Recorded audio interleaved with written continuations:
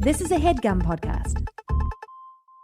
This week on the program, we ring in the new year with, wow, this was pretty terrible. It's Wonder Woman 1984. I'm Andrew Jupin. I wish to be Steven Sadak. Eric Siska, 1984. Fuck this movie. And Angelica Jade Bastién. And we hate movies.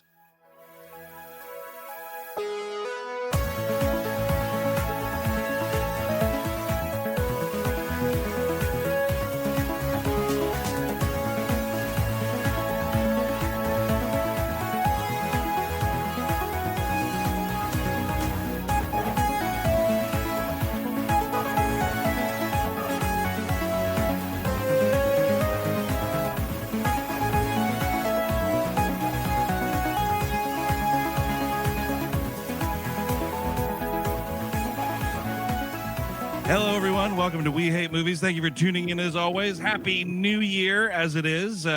We'll see what this year brings. But if it's anything like some of the movies from last year, we might be SOL. This is Wonder Woman 1984 from 2020, directed by Patty Jenkins. And we needed to do this episode with our Wonder Woman expert, Angelica Jade Bastién, who's back on the program. Hello, pal. Are you ready to fucking tear this movie a new one? Hold on, just 1 second. I just need to spark something up. Setting the mood. Yeah. There we go. Now I'm ready. Let's rip this bitch apart. Sorry, I can say bitch because I'm a lady. Exactly. That's right. That's how that works. I wouldn't go 10 feet of that word. Here's something. I will say I was really, and because I think people are like, oh, you're just jumping on the bandwagon. Yep. Get the hate. I literally really wanted to watch this movie, really wanted to like this movie. And when, Angelica, when your review came out, like I think yours dropped like middle of December-ish. Mm-hmm. And I was so bummed to see that you didn't like it. And I was like, oh, man. Like, I was like, oh, no, is this going to be bad? And even still, you had your headline, because I didn't read the review until after I watched the movie. The headline was an empty spectacle. I'm like, I could get behind an empty spectacle. You know what I mean? I was like, No. I could do an empty spectacle. And then, I've gotten behind empty spectacles in the past. I mean, I have too, but that was like the only title I could come up with that didn't have the words fucking shit in it. Yeah. well, exactly. A deeply confusing spectacle is different. Yeah. Yes. Well, before we get too far into this, it's okay to like a movie. Sure. If Mm-mm. you One. enjoyed, Not if this you one. Nope. No, it's not okay to like a movie. It's okay to hate them though. Eric, you might get voted down today. I'm just trying to keep the hordes at bay. That's all that expression ever was. I'm armed with the righteousness of God, Eric. Don't worry about me. They can Okay. come. The hordes can All right. come. Well, This I movie just want- fucking sucks. Just if you're going to kill people over movie opinions, you know I'm fine with everything. No, I, think- on the other hand, have extensive weaponry and will fight Uh-huh. for my taste because my taste is right. Yeah. See, I'm just a coward. I'm starting to collect knives, so let's go for it, dude. Fucking show up and find out. You look like you World collect War. knives. That's weird to say, but You laying down like the Joker, Jared Leto with the knife. It's a bunch of knives and then like fucking baby clothes or whatever that shit was in that Two movie. cats going, I don't get out. I'm trying to be cool. You know what? Here's a daring statement. That movie is better than this movie. Suicide Squad. Yeah. I think that's right. I think you might be right. It pains me to say so. It's I go nothing Wonder is- Woman on that. Nothing is as confusing as this. Nothing. I would say even Batman versus Superman, I even say makes a little bit more sense. no, I feel like grading these movies on a level of whether they make sense or not, like they all fail. Let's No, be no, honest.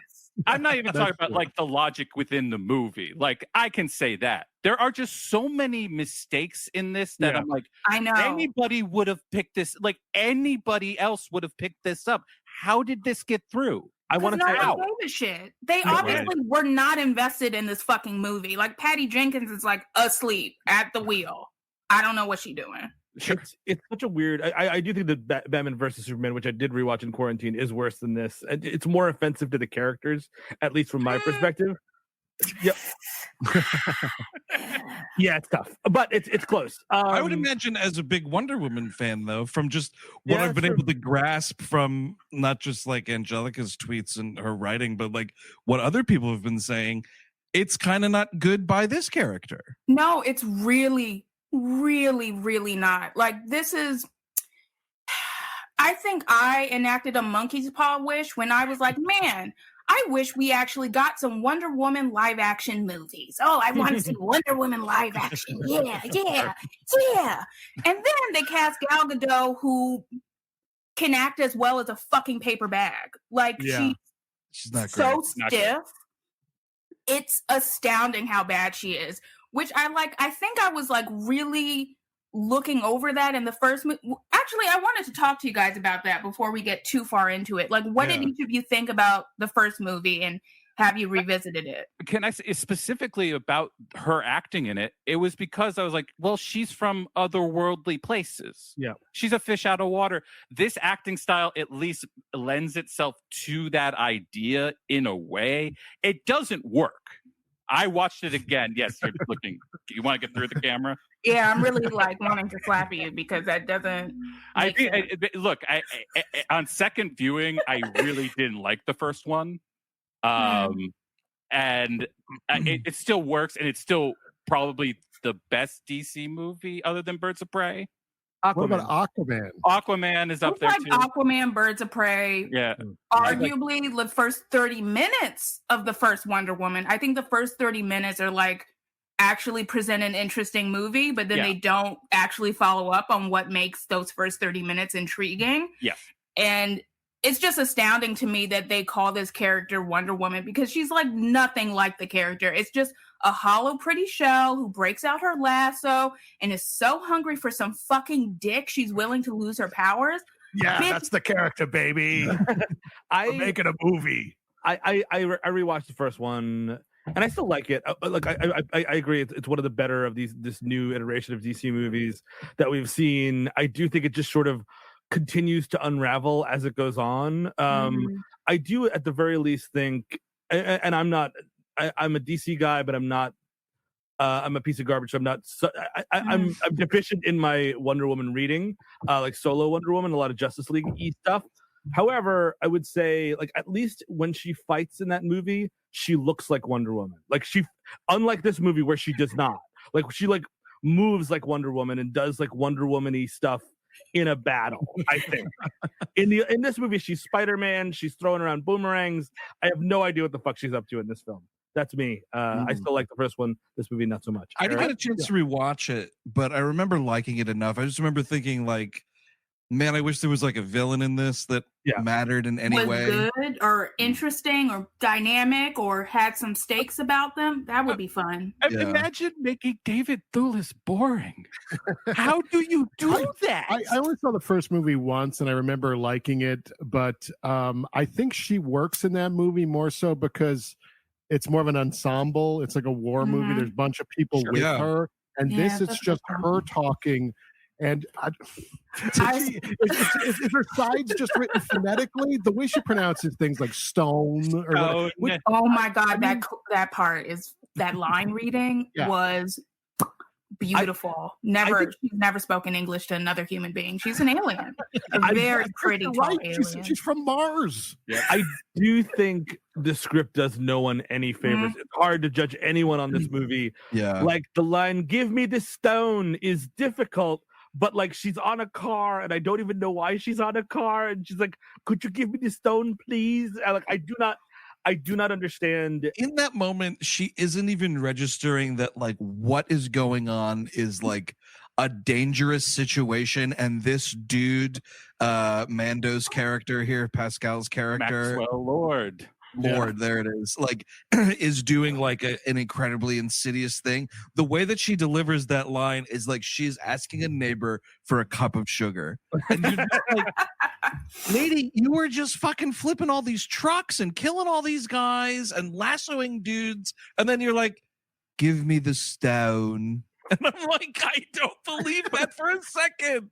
By the way, also, Max Lord, he's the man with the name you'd like to touch. Yeah, but totally. Not touch. I had to look it up, though. This is a real character. This is a real character, yes. This was so bad that I was like, I can't believe you had Cheetah in this movie, but you centered the whole story on this fake thing that you made out. I was like, sure enough, this has to be like Christopher Walken in Batman Returns, where it was just a made-up character. I thought I had heard, because I knew the Duke of Deceit I had heard. Destruction. The Duke of Destruction is a Wonder Woman villain. Okay, that's what, when they're talking about his other forms that he takes, that's what I was like, I heard that one. Max Lord is like a business guy from the 80s, like Justice League comics, that like he's not so much of a villain. He's kind of like just like a nefarious kind of ne'er-do-well trying to profit off of superheroes, and then he becomes a villain later. Wonder Woman breaks his neck at some point, which some fans really hated. Fans did really hate. It's like one of the most interesting points in Wonder Woman's history.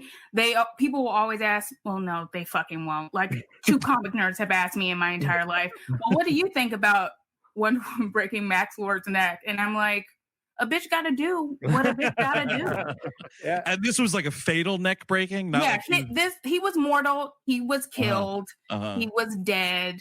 But then there was the Blackest Night series where he did come back as a zombie that Wonder Woman had to deal with. And then we reset everything, so I think he's back. So now none of this matters. None of it matters. Yeah, but I mean, he's a Wonder Woman villain, sort of, and obviously Cheetah is like the Wonder Woman villain. But so that's because I remember a conversation in another life where the 5 of us were at a bar, and Angelica, you were telling me about Cheetah, and I was like, wouldn't that someday make a great character? Or like, we knew at that point that she was going to be in the movie, and it was like, here's this big villain. Isn't that cool? Because the first movie didn't have a villain. It was just some guy doing a thing. Yeah. And then you sideline this huge character in this Kristen Wiig role where there's like almost nothing. In favor for like a GoFundMe for oil or a Kickstarter campaign. What is this business venture? Is that in the comic books where he's talking to everyone on television? Send me money, I'll give you oil.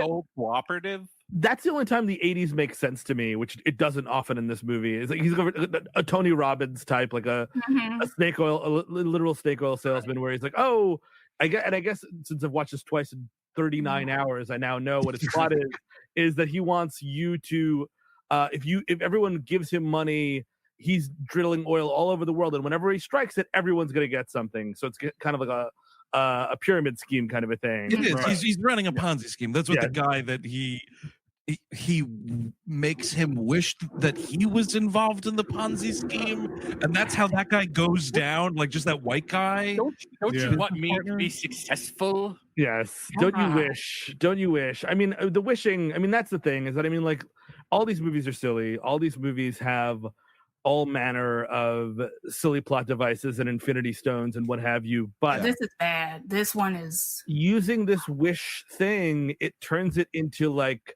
kind of high fantasy where it doesn't matter, where the actual superheroism stuff doesn't matter anymore. Like it's too like it takes it out of the genre for me. You know what I mean? Like that's interesting. That makes me wonder how you'll feel about Wonder Woman comics, because the one thing with Wonder Woman is she like that leans into fantasy. I mean, there's literal Greek gods she has to deal with, and like she has the power to talk to animals, which they never show in live action.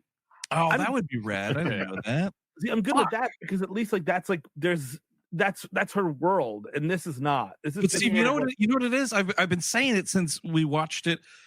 I've seen this twice now in the span of like 4 days. So it's been driving me crazy just this whole time thinking about it. But I truly believe that why it doesn't sound right to your ear and why it doesn't fit and why it takes you out of it is because it is unnatural for this many adults to spend 2.5 hours talking about making wishes. No, worse. They keep saying monkey's paw in this movie. They say it too much for me to take anybody fucking serious. Also, with the wishing thing, you got to set it contemporary then. Like, don't use the wishes to get us to nuclear war and conflict, which she has to then solve. Like, have that, make it set in the 80s in that way. I just don't understand adding a layer of wishing on top of all the myriad of problems that could have investigated in the 1980s. They also are constantly trying to convince you it's not stupid. Yes.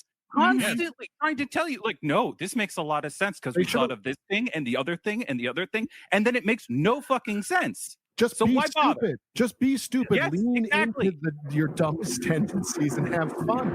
Don't act like it's self-righteous at the same time. But you have to be smart enough to realize shit is stupid. Yeah. And I don't think Right. James filmmakers are smart enough. James Wan, smart man, knew it was stupid. Yes. This Yeah. would go stupid, full stupid. Because it's silly, at least. Like at the end, is it Julie Andrews who's the big sea monster? The big Kraken. Yeah, it's hilarious, and it's like, oh, they know it's tongue in cheek that she's the big reason he gets his powers and all that stuff. It's like, it's funny. This is like very much like, looks a little bit like a certain someone who's currently in the White House, if you know what I mean. Yeah, there's so much of that, which fucking sucks. But I think I don't want to say it, but a certain someone, if he saw this silly movie, he might get offended. Someone, I mean, Pascal and Wiig totally get it, but they're forced to do those those performances in a movie where none of anyone else is getting it, so they wind up looking ridiculous. But you're like, no, you're doing it the right way. Like, everyone else just should be following suit with you, and they're not. They're taking it to this completely different direction. And so, like, these people who are the only ones who are in on it, like, stick out like sore thumbs. Well, they didn't put the humor matrix into Gal Gadot when they created her. They forgot to put it in. Oh my God, she's a fembot. Yeah, she's like some weird science creation. I think she's funny in the first movie. There's still jokes that land, and again, it's all fish out of water jokes, like you say, and it's all everyone. And I mean, half of that movie is like, wow, she's gorgeous, and like that's kind of what the movie is. You know what I mean? They like, try to do the reversal here by having Steve. What's his name? Does he have a last name? I forget. Trevor. Steve Trevor. Trevor, Chris Pine's character. He's now the fish out of water, which they explore for, I don't know, 5 minutes. Just a quick montage. Yeah.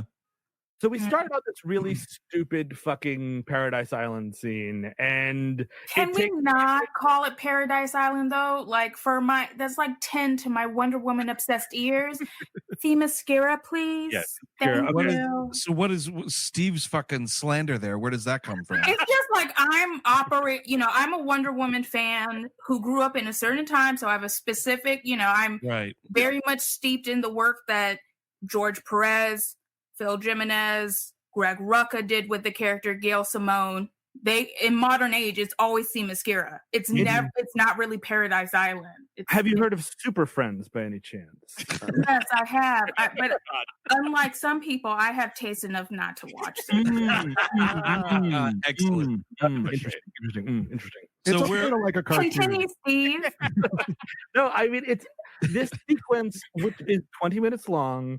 It's like the fucking Hunger Games or whatever. It's very Gymkhana-ish. Did anyone else get that? It is Gymkhana. It is the Amazonian Circus. It's the Olympics. It's part Quidditch. It's part Stone Cold Steve Austin's Broken Skull Ranch Challenge, because we're just running up hills for no reason. Get after it, Wonder Woman. all these adults and this little girl doing this horse race thing, which takes forever, and also all it lets you know is she learns not to lie.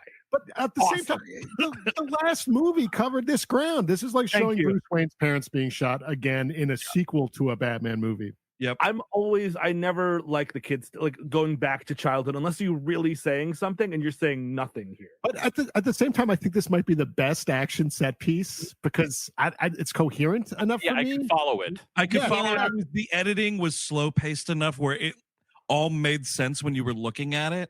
Also, is this little girl the girl from Florida Project? No, this is Gal Gadot young, and then she's going to grow up to be Wonder Woman. Exactly. God, you're so smart, Eric. This is Lilly Aspell, who is in. I'm going to guess it's not because it's not. I have to put a new coat of paint on the Themyscira arena here. You're just going to have to wait for me to get to your soda machine. She's the same girl from the first movie. Oh, okay. Yeah, I thought so. She looked like the same girl. Also, I don't know why this is cheating. Like, if they don't want people to slide down that fucking thing, don't put it on the side of the obstacle course. The Mario warp pipe she finds? Totally. Guys, you missed the checkpoint. You got to replay the entire mission. I'm sorry. I agree. Oh my God! Turned around and shot that one checkpoint, though. Then they wouldn't have known.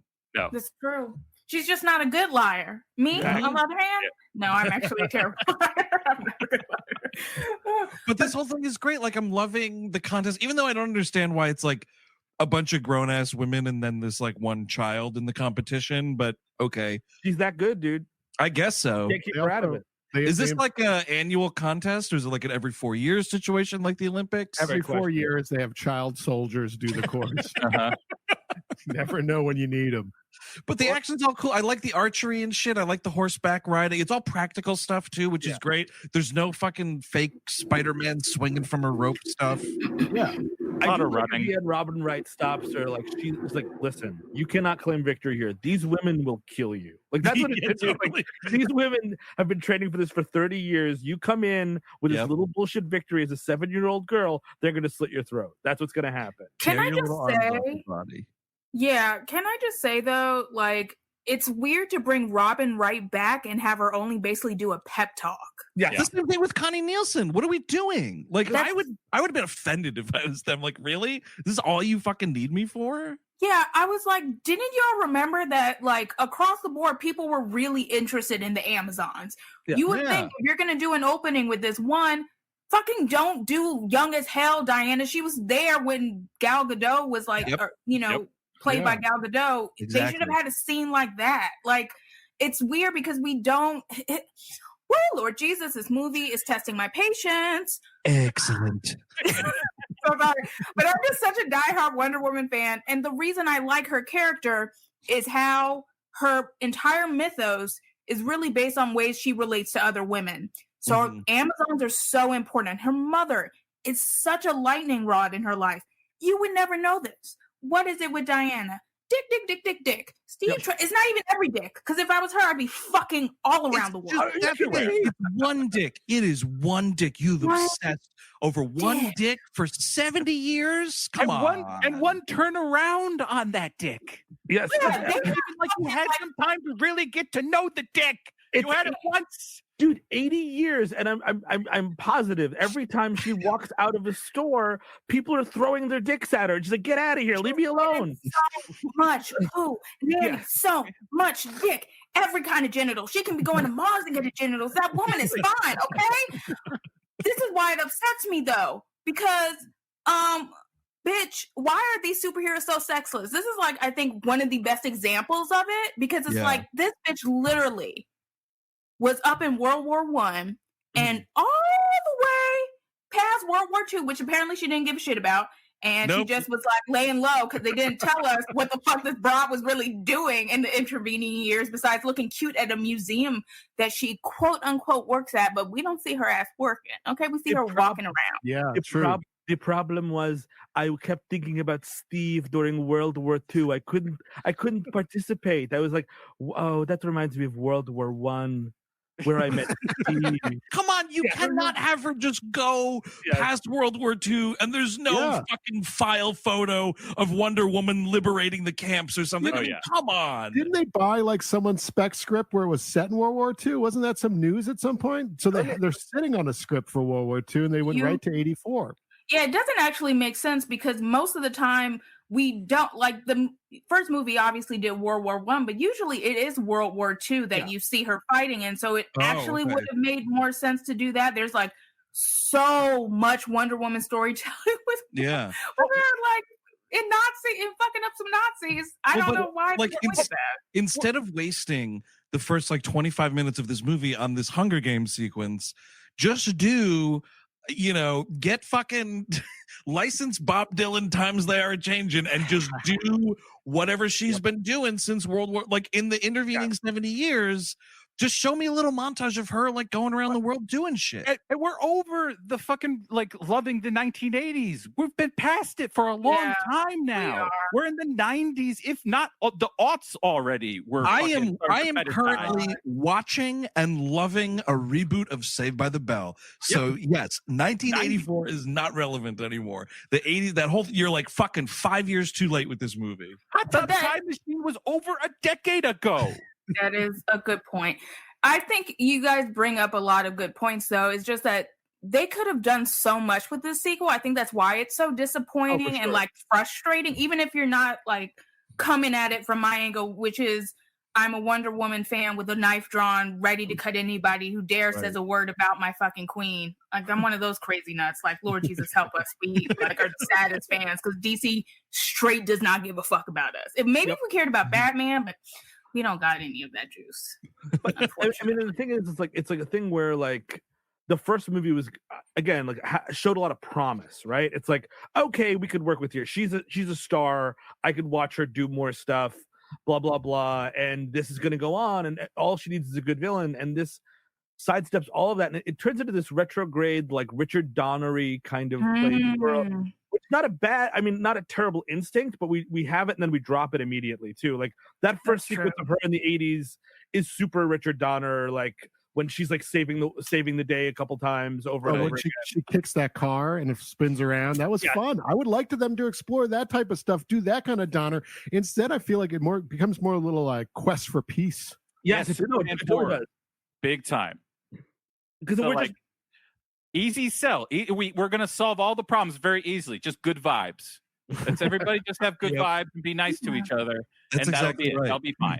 You're totally right though, and like the shit with like the nukes and everything, and the way that this movie, I mean, it feels a little cheap at parts too, which also adds to the quest for peace feeling of all of this. Yes, because that movie also did not have much money. Well, the quest for peaceness of it is very much like, okay, here's a couple of things that the fans can enjoy, but we're going to tell a story that is totally devoid of any kind of comic book mythos or comic book sensibility, and it's just going to be, it's just like, it's a wish story. Everybody knows a wish. You know what I mean? Like, he's a genie now, and it's like, why?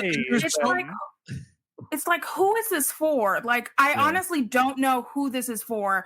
It's definitely not for diehard fans. It's not really for fans of the first movie, because they made a mistake setting that in 18, 17, whatever. 17, I think. Yeah, 1917, because it means she can't have the same supporting cast again. Yes, it's like, so they really they put themselves in a weird position with this movie, but I think there was actually a way to make at least an entertaining, somewhat coherent movie with this sequel. I don't even think the 80s is the problem. Like, I think if you actually did the 80s in a way that isn't rendered as outright parody, I mean, the first thing you see is some red leg warmers as this woman is jogging. I'm like, this is like some fucking kid's 80s party. This doesn't feel like the actual 1980s. Like, exactly. I'm walking into an Urban Outfitters here. This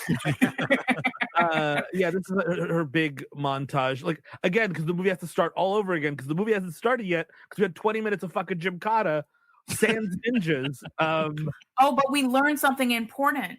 No true hero is born from lies. And also, you can't see what you're learning until you come out the other side.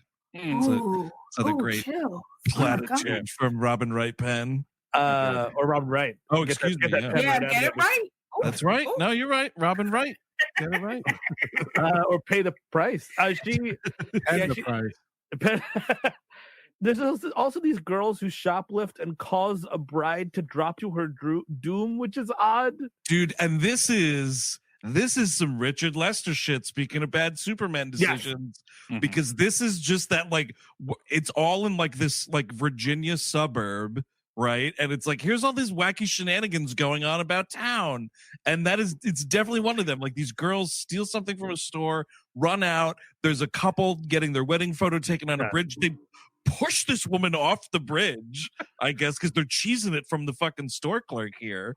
So she like saves this woman, and then goes on to do all the mall heroics, which, like, you show me an action sequence in a mall, I either need to be watching Chopping Mall or Commando. This was just like, whatever. These fucking bumbling thieves that rob this K Jewelers that also has this black market fucking antique dealer thing in the back room, like, whatever, like, that's a thing, fine. In Commando, the mafia was having meetings at the Italian restaurant in the food court or whatever, like, so I get that. But like, these guys playing the robbers are some of the worst actors. The one guy, like the older guy who starts everything off, he's got a really bad like Troll 2 sounding like, no, like, when this guy, the other guy who loses his fucking mind and starts Michael Jacksoning this girl over the fucking balcony. Yes.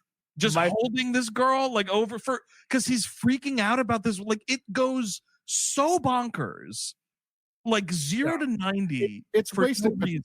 wasted potential there too, because like you're setting shopping mall and Commando would be interesting. I mean, it would be interesting to stay in the mall a little more and have more to do in there than, and also just winking at like kids in the food court. It's just like, it's just so it's a cheesy fucking move. I just watched Stranger Things season 3. I don't need this shit. I was just at the mall. You're totally right. I was just at the mall. I'll be honest with you though. I love the guy that's trying to go to hell tonight with the little girl because it's like I'm not going to jail, and it's like, it's real quick. I'm like, dude, and everyone's like, all of his like compatriots are like, dude, what are you doing? That was a legitimate laugh. When all your other like robber friends are like, dude, you're taking this a little too far. Yeah, it's like, I don't want to go down for a child murder beef. Yeah, exactly. What is the deal though here? This was an understanding of the character I didn't have. So she's not supposed to be a public figure. Okay, so that's another weird thing I don't fucking get. So she's like shushing that cute little girl in the mall after she chucks her into a fucking huge stuffed animal. Yeah, so she accidentally didn't kill her, so she's doing the little cute. Like, thanks, kid. I'm about to sound like Eric does on the Mandalorian half hour. Yes, thank you. And the Gleep Glossary, which I listen to religiously. Please sign up for their Patreon. I swear it is $8 well motherfucking spent, y'all. Too good. But so like you bring up a really good point, because the thing is, Wonder Woman is she's not usually like a vigilante who hides under a secret identity and works under that cover and tries to like keep herself secret. That's not usually how she is. There have been times where she did do that, but it's actually more of a rarity. She's like typically she's a literal ambassador for Themyscira in parts of her history. So she's always been a very forward-facing figure. Like people knew who she was, where she came from. Like it's not like this, which I think in a weird way sort of hobbles the character because she's so bright, but then they're making her operate as if she's like a fucking Batman street vigilante where she has to like although I like the throwing of the tiara, I would also throw my tiara to like knock off cameras in people's hands if I could. Sure. I was totally cool with the tiara batarang or whatever, the boomerang. That was fine. But like, yeah, I don't understand, because in the mall, like she's shushing the little girl and like winking and like, this is our secret that I saved your life. But like everyone fucking saw you. Yeah, exactly. Just because you broke those cameras, like the feed still went back to whatever VHS tape was being recorded. She followed everyone home that night and murdered them in their sleep, except for the one girl. Gotcha. Yeah, that's why she's like, shh, don't you tell her I'm going to get you next. I will send you to Hades now. Oh my God. I mean, Diana, why are you so tired? Everybody, I gotta get this blood off my face. But again, like she's 6'3", gorgeous and half dressed. People are going to remember her. You know what I mean? Those old perverts were looking at the aerobics girls. Like those same dudes at the food court are like, well, gosh, look at that. But Angelica, to your point, I mean, I know enough to know that the ambassador thing, I think that's really cool, and it does hobble the character because she doesn't have a mission in this movie. She has no like kind of agency to be like, you know, at least Batman's like, I'm avenging my parents, and Superman's like, I'm just trying to right every wrong I can right. She's just like a do-gooder in a vague sense. Until her dead boyfriend tells her that she isn't just. Before we get too far away from the sequence, she drops those dudes on a fucking car from like the roof or something. Like one of those guys might be succumbing to his injuries. Yeah, I hope so. That'd be fucking kidney exploded, dude. You're right, because they fall. Not on that car. They fall like through that car. Yeah. Like that whole, like the top of that car gets totally crushed and windows break. Do you think she wound them up? Like, I need to get more momentum. Yes, totally. Do Arnold Schwarzenegger voice. I kind of want there to be like a 30 seconds of them on the cop car. Like, so Jerry, you kind of went nuts with that kid there. What the fuck was that about, man? Like I thought it was about jewels. Well, I'll tell you later. I currently can't move my legs. I think I'm paralyzed from the waist down. Both of my lungs are punctured right now. Wait, who's on the bottom? I mean, they can't be breathing. They can't be breathing or doing good. They must be. I'm doing fine, dude. And then they have that reporter who's like, so yeah, there was a crazy thing that happened at the mall today, and if you ask people around here who stopped it, it wasn't the police, but rather a female vigilante. Can you believe it, folks? Wait, a female Vigilante. And again, like, it would make much more sense if she was like, oh, and there's Wonder Woman yet again stepping in because she's our ambassador from Themyscira to let us know that the Amazons care about the world of man or something. Also, by the way, if you do make her this Themyscirian ambassador, it makes all of the stuff that you're trying to do with like the world politics a little more accessible, because like she would already come at it with a knowledge base of like goings on in other countries and stuff like that. Like I think if you just had it so that like he Lord makes just the one wish to have, because there's that whole detail about how he's bought all of those bogus oil sites where no oil was coming to them. If his wish is just, hey, I wish all those dead sites were suddenly ripe with oil, then he becomes this billionaire. Then he could go into like arms dealing kind of a thing. And like you could still work in some of the like 80s nuclear politics if you wanted it to. And then the movie isn't just everybody running around making wishes about shit. And also, but then you don't get any skin-crawlingly weird racist kind of vibes about the Middle East. Like that Egyptian royalty dude or whatever. Meanwhile, President Mubarak was running around in 1984. If she had the ambassadorship for that scene, she could have been diplomatic immunity. There's your fucking Richard Donner, dude. Yeah, so then like we go, and I mean, I think that there's a world in which you can have a fun movie where Diana is working at the museum with Barbara, and like you slow that down, and then eventually she becomes the Cheetah, and that's a totally fine movie. You know what I mean? It's just the two of them. You get to really see how the museum works and like how their friendship kind of sours, and then they have to fight each other. And I've written a movie. By the way, I just wrote a 3-act movie where no one wishes about anything. I wish, but like I think you're gonna lose your greatest possession. You're gonna lose your most prized possession. What that is, whatever I say, I guess. Yeah, it's like what? Like, what if it was like her height or something? Like, Exactly. Oh my God. Not her powers. She just shrinks to the size of Alex Borstein. That's how I got like like this, my height. Angelica. I used to be 6'2", then I made a wish. Oh, sure. Yeah, you really look like you used to be 6'2". I'm sorry, I'm being so mean. I love you. I love all of you. That's how Steve got the podcast to be so popular. Yeah, there. Thank you for that, it was Steve. some wish, man. But I think the whole thing with not focusing just on Diana and Barbara, or Wonder Woman and Cheetah, however you want to call them, is because these studios do not actually have faith in a movie being that women forward. Yeah. Yes. Where even the villains are women and the co-workers are women, which in a Wonder Woman movie that works, like in my Wonder Woman movie, Steve Trevor, bye bitch. We don't like your ass in the comics.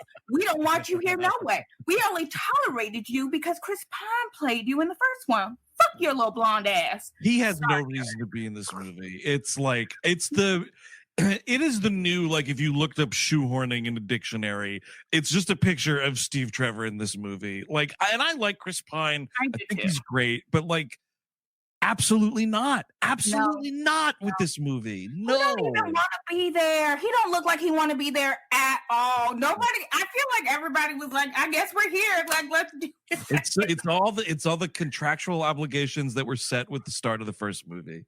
Man. And you could just feel that energy. Hey, Chris Pine goes to Gal Gadot. You know, I searched, I control F the word wish in our script. It's 240 times. This movie is terrible. It's a Lebowski with the F word thing. With Chris Pine, I'd rather him come back as like a zombie or something. The fact that it's a body swap thing, I guess that's an 80s commentary. Yes. I guess Yeah. so. Like that could have been explored. That could have been a movie, I guess. I was even like when she makes the wish, like her hair blows a little bit. I'm like, that could have been anything. My And like, she favorite, doesn't say it out loud. She's like, I just know what I would have wished for. exactly. And I I'm like, love- okay, I guess that's how this works, even though everybody else has to say what they fucking want to this stupid rock. I love the scene where, so obviously we meet Kristen Wiig, who is Barbara Minerva. They kind of become fast friends. Not really, like it's a bit awkward. It's awkward at first. Yeah. Do they ever really become friends? Because No, not at all. one dinner does not a friend make. No, not at all. Colleagues. But I guess love. so, yeah. I think when it's two people like this that are like so in need of friendship of any kind. It's like, yes, we had this early dinner. Now we're best friends. I do love when they're having dinner. It's like, you're so funny, Barbara. Wow. I never talk to people who aren't Steve Trevor, who is dead. I just sit at home and I think about Steve Trevor, who died 70 years ago. And apparently talking to people is kind of fun. I can only date guys who were born in 1890. Oh my god! Like she's granny shagging, like getting them on the way out. Yeah, dude, you got a lot of vets still around. Exactly. Making it with the VFW, you think? I like that. I think so, absolutely. It's the saddest thing, and it's like, do you really need to make her this pathetic in this movie? Is when she's like at this like nice little outdoor cafe, and like it looks like Georgetown. And she's like sitting by herself, like reading the wine list. And this guy comes up, this waiter, and is like, excuse me, ma'am, will someone be joining you? And she's like, no, it's just me. And he's like, very well, I'm going to take this whole place setting loudly away from you. You lonely ass old witch. It's crazy that we just focus on that for like a minute. Like this movie's long enough. Yep. We needed this whole scene of her being lonely at dinner. First things first, A, I miss restaurants. B, I miss eating alone at restaurants. Oh my god, yes. Book together, I feel like a maniac if I do that. I feel like I got to sit at a bar and get like bar food. If I go to a restaurant just myself, people are like, "Oh, the Unabombers here tonight." Oh, that sucks. 'Cause there is a singular pleasure to eating at a fine restaurant by yourself, maybe a little bit high, with a good book, a nice cocktail. Yeah, that does sound nice. Eric, also, the Unabomber would never go to a restaurant because he knows the recycling syndicates are controlling that restaurant and are going to put all the chemicals in his food. He knows that. But also, when you go table for one, they're like, oh, okay, right this way, sir or ma'am. And they take the place setting away, not some other guy being like, so it's just you, huh? Ew, I guess I'll remove these. Yep. Like, that's not how that works. We got other people around here who want to eat. Excuse me, ma'am, you're going to have to eat in the bathroom if you're going to eat by yourself. Sorry. Side character that I really like is the museum administrator that doesn't remember hiring Kristen Wiig.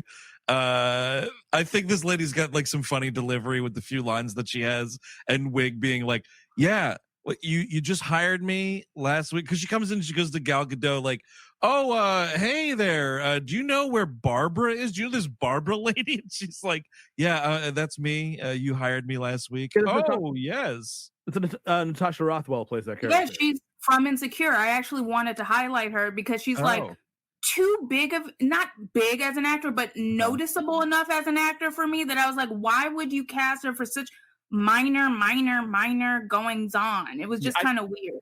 I feel like she had more scenes that ended up on the cutting room floor. Well, we're spending enough time at that fucking museum. She must have. Yeah, I think so. I do love blah blah blah, all the stuff that was stolen. Barbara Minerva has to look over, and Diana is kind of intrigued by that.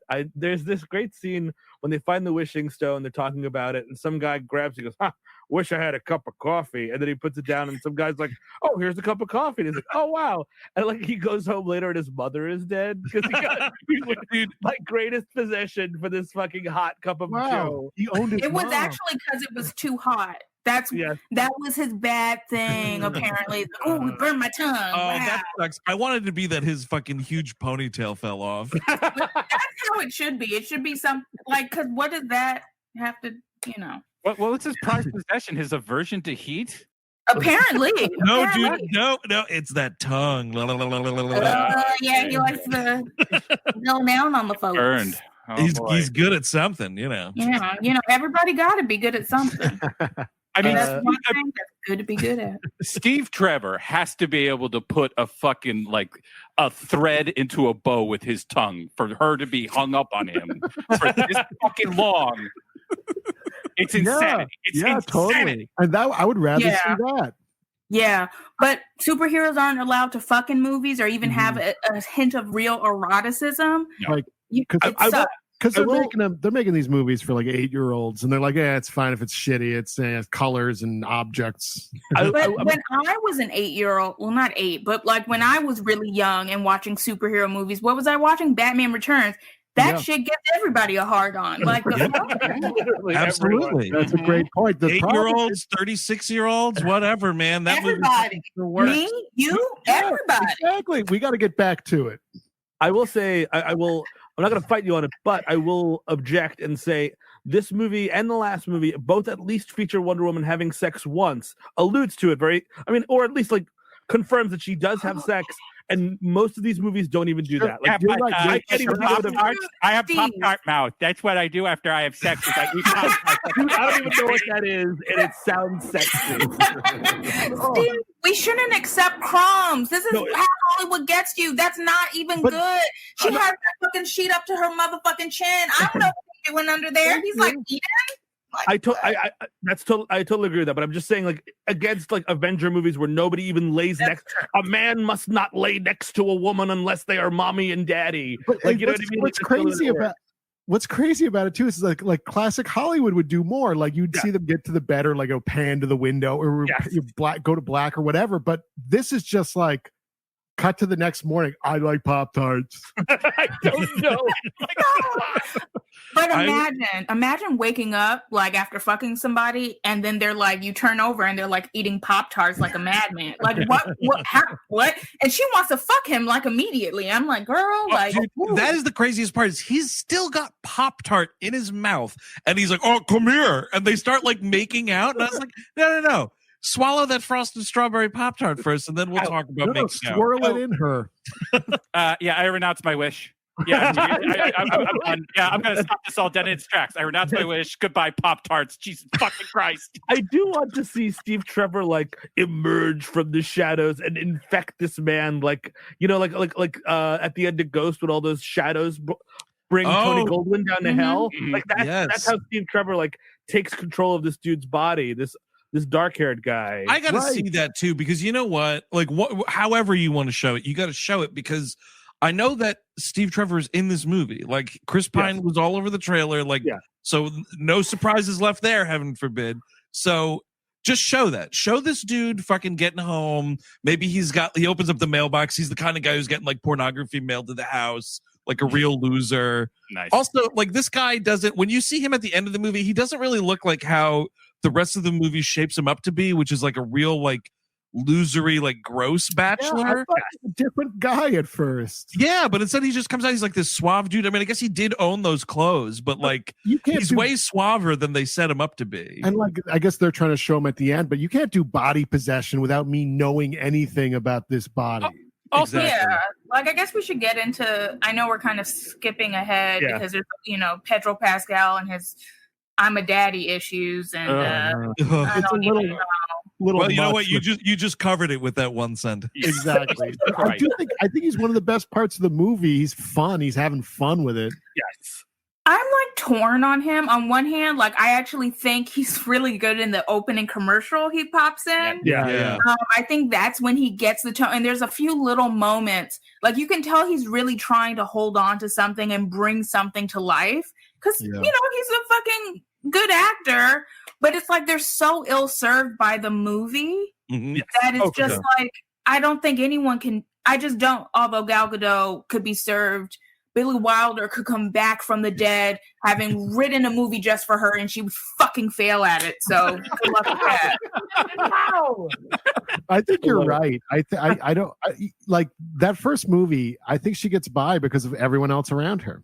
Everyone else, the writing is they do it this movie too, where the other Amazons have to have that weird accent to somehow sound like Gal Gadot, because Gal Gadot is too bad of an actor to do any other accent, I guess. I don't know. I didn't remember whether or not the accents were in the first movie, and Robin Wright is like really pouring it on in that one scene, and I had to text everybody, and I was like, were they doing this fucking accent in the first movie or what?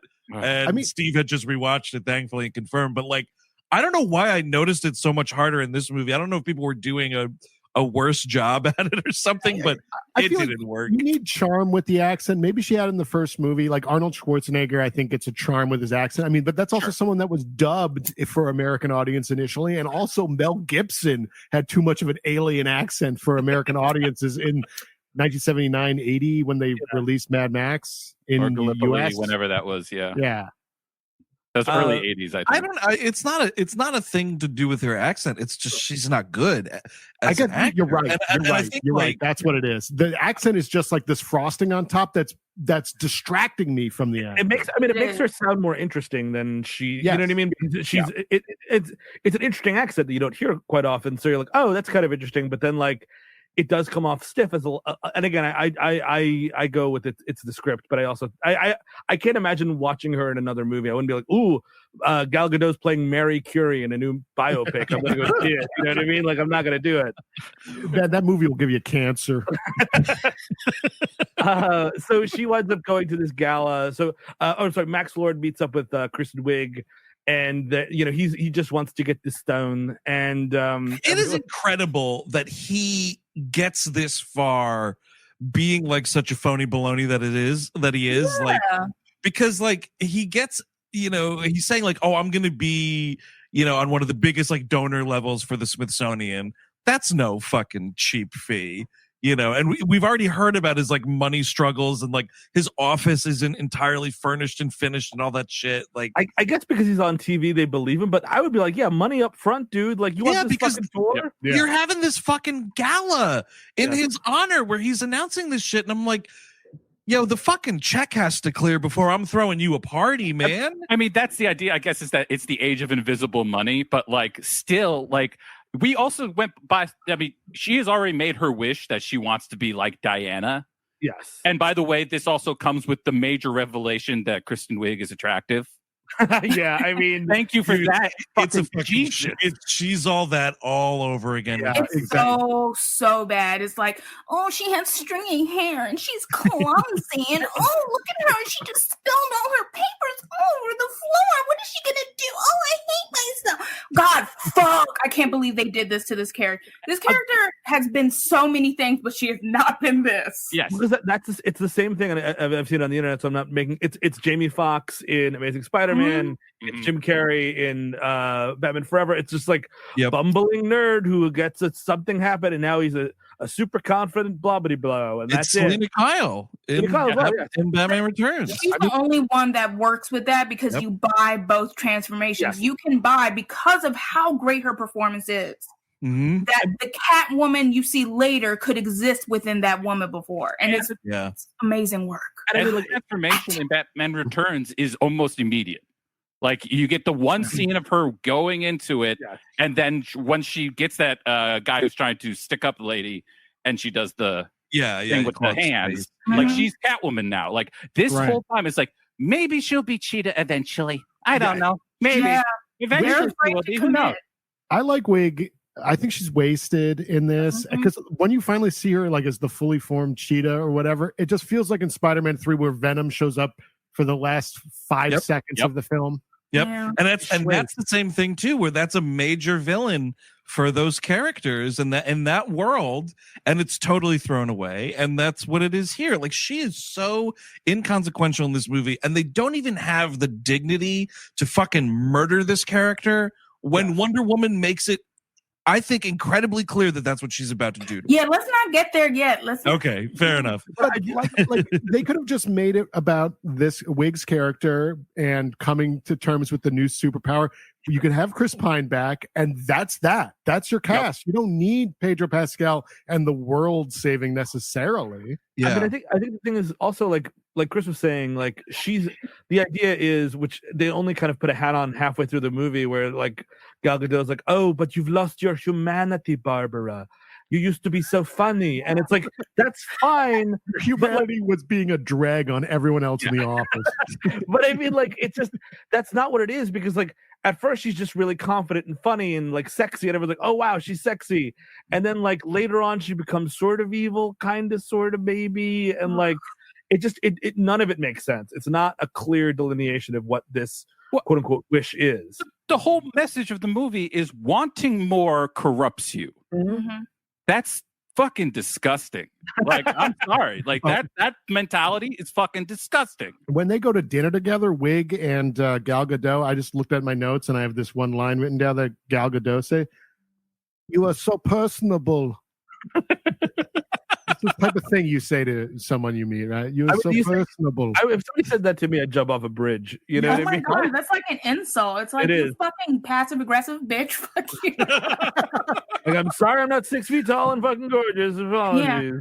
Yeah, like, I'm sorry I'm not like you tall gazelle looking shit. I don't even know. I'm even thinking about pretty people make my brain short circuit or something. You know what though? Like, at least Barbara Minerva hasn't spent the last 70 years abstaining from all forms of sexual pleasure, including, and I will say this, my theory running is she is not even masturbating in those. She hasn't. They make her really. It's funny because like one of the flaws in Wonder Woman writing is that sometimes writers make her weirdly virginal. Like they're so obsessed with her being a beacon of femininity that she can't really have romantic relationships. It's really strange. Yeah. I mean, if she hasn't had sex in 70 years and then has sex here for a whole night with her betrothed here, I would be taking the rest of the movie off. Yeah. Like I just got laid for the first time in 70 years. Make all the wishes you want, Pedro Pascal. I've got a real sweet marathon fuck sesh going on. I don't know what's going on. We're ordering a pizza and call it a day. I mean, I do think the thing, like, you could start this movie and like maybe she just broke up with the guy and it's like, another guy that's not Steve Trevor. You could do that. That's at least. Fine. Yes, exactly. No one is living up to the D of Steve Trevor, but at least she's trying. The fact that she's this fucking hot nun working at a museum is just the dumbest thing. I guess it's dumb and insulting. Yeah, I guess because the corporate media, it's all like you're either the virgin or the whore, and where do we put you? And you're to be looked up to by children, so you're the virgin.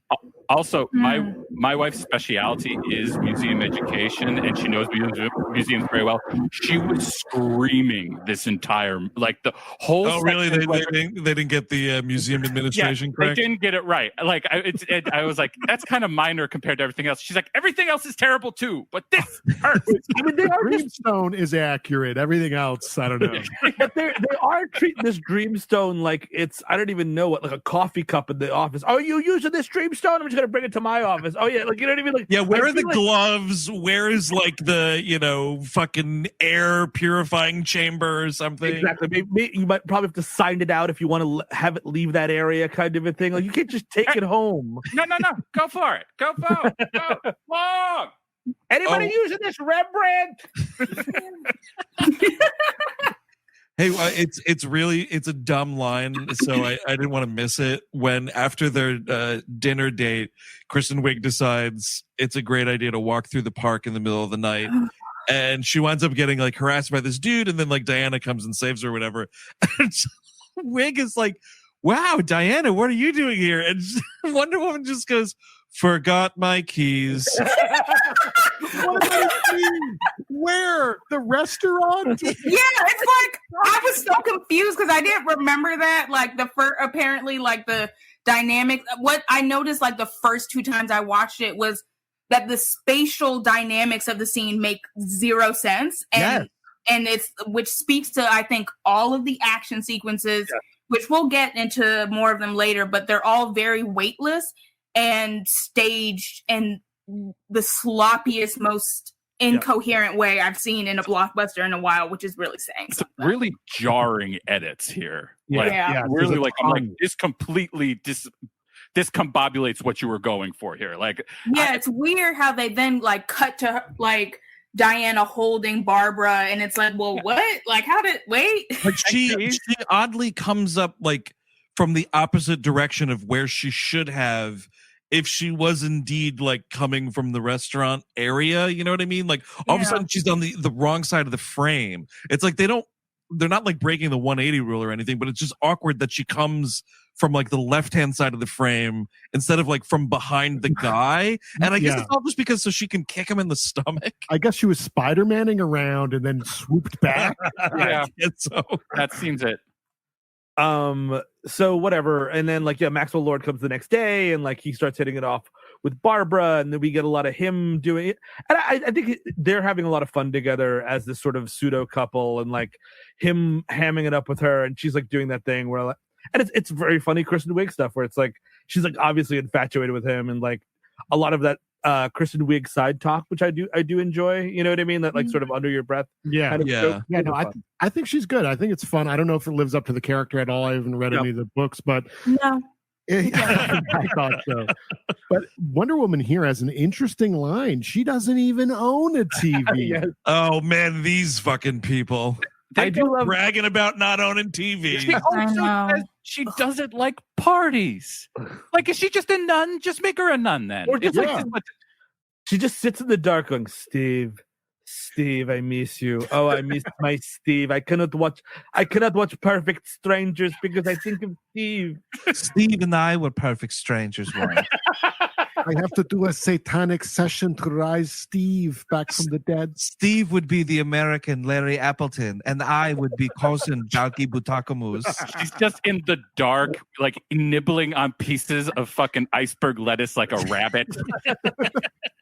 I cannot watch television until Steve is brought back to me. She stares like blankly at the ceiling in the complete dark, like Jim Carrey in The Cable Guy, and a spider goes across her face. I do love there's a good Pascal joke where he goes, well, I know I have a good relationship with Sears that I can get you a nice 19-inch TV. Oh yeah. The idea of saying you have a good relationship with Sears, that's a joke. It made me laugh. Yeah, that was pretty great. I get you a TV by the end of the day, I think is what he said.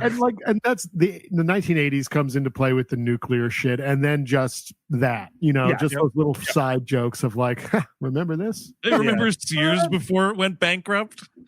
Remember that? Remember body swaps? Yeah, and they're gonna go to this gala, and she's Did we mention that Max Lord has seen the stone, I think, at this point, like in Kristen Wiig's office, and we see him put on the fake smile, and so he's obviously knows he has some desire for it. We learned. It's kind of good, this layered acting here of him like trying to impress Wiig and stuff, but being an idiot. Yes. Yeah, totally. It's her office next to her sandwich and next to her soup, like in between those two things. This like priceless thing. Well, because the stone is holding down the bag of chips that she's already opened. Got it. She's got the window open. She doesn't want the chips to blow away. So you use this artifact as your fucking paperweight. You know what I mean? Well, also, you have to remember that she has already made a huge deal about the fact that this is a piece of shit. Oh, that's right. This is nothing. I don't know my job, don't you know? Yeah, they make her bad at her job, dude. She's like, oh, this costs $75. By the way, I think it's really funny for chips to blow away from an open window. What is going on today? I do love there's that line. Kristen Wiig is like, because Diana's like, oh, it's Latin, and she says it, and like Kristen Wiig's like, Latin, and I would be like, don't you? We work at the fucking Smithsonian. Like, I don't know, not to be a dick or nothing, but like, this is kind of a high-end job here. You know what I mean? Like, well, I don't know. You get a lot of Latin written on gems. She's a gemologist. Yeah, that's fair. Gemologist, cryptozoologist on the side, and there was some other fancy science terms that this writer just don't know. But isn't one of the interesting things in the stories is that Barbara, and I could have totally just misread someone's article about it. Isn't Barbara kind of like a Themyscira expert? Like she knows about the culture a lot? Do you want me to answer that question? Yes, I do. I wasn't looking at the other three. Okay, so the character of Cheetah has been all over the fucking place. And she's been rebooted a few times. And the time you're mentioning Chester Cheetah, right? Yeah, he did take on the mantle of the Cheetah for a moment. Actually, it was a messy time. Just that's a good question, though. Has it always been Barbara Minerva, or have other people? No, other people have. Not that many. Even a dude once. Doesn't matter. Fuck that shit. That was brief. Yeah. Yeah. Now I want some Cheetos. Oh man, I should have brought snacks. Oh, damn. But one of the more recent incarnations, and actually my favorite, which I will heartily recommend to everyone, which exists in Greg Rucka's 2016 run, 2016 through 2017, the Rebirth run, when DC rebooted for the 15 millionth time. And you meet Barbara Ann Minerva, and she speaks like ancient Greek shit, and she's obsessed with finding proof that the Amazons exist. Because obviously they exist in myth somehow. Right. But there's no, and so and what happens is Diana her origin is so perfect in Greg Rucka's run. Like, seriously, you guys got to pick it up. If you're even slightly interested in the character, it's a perfect distillation of who she is. But what happens is once Diana comes to man's world, so to speak, and takes on the mantle of Wonder Woman, Barbara's obsession changes, and she wants to find out if other gods and other pantheons exist.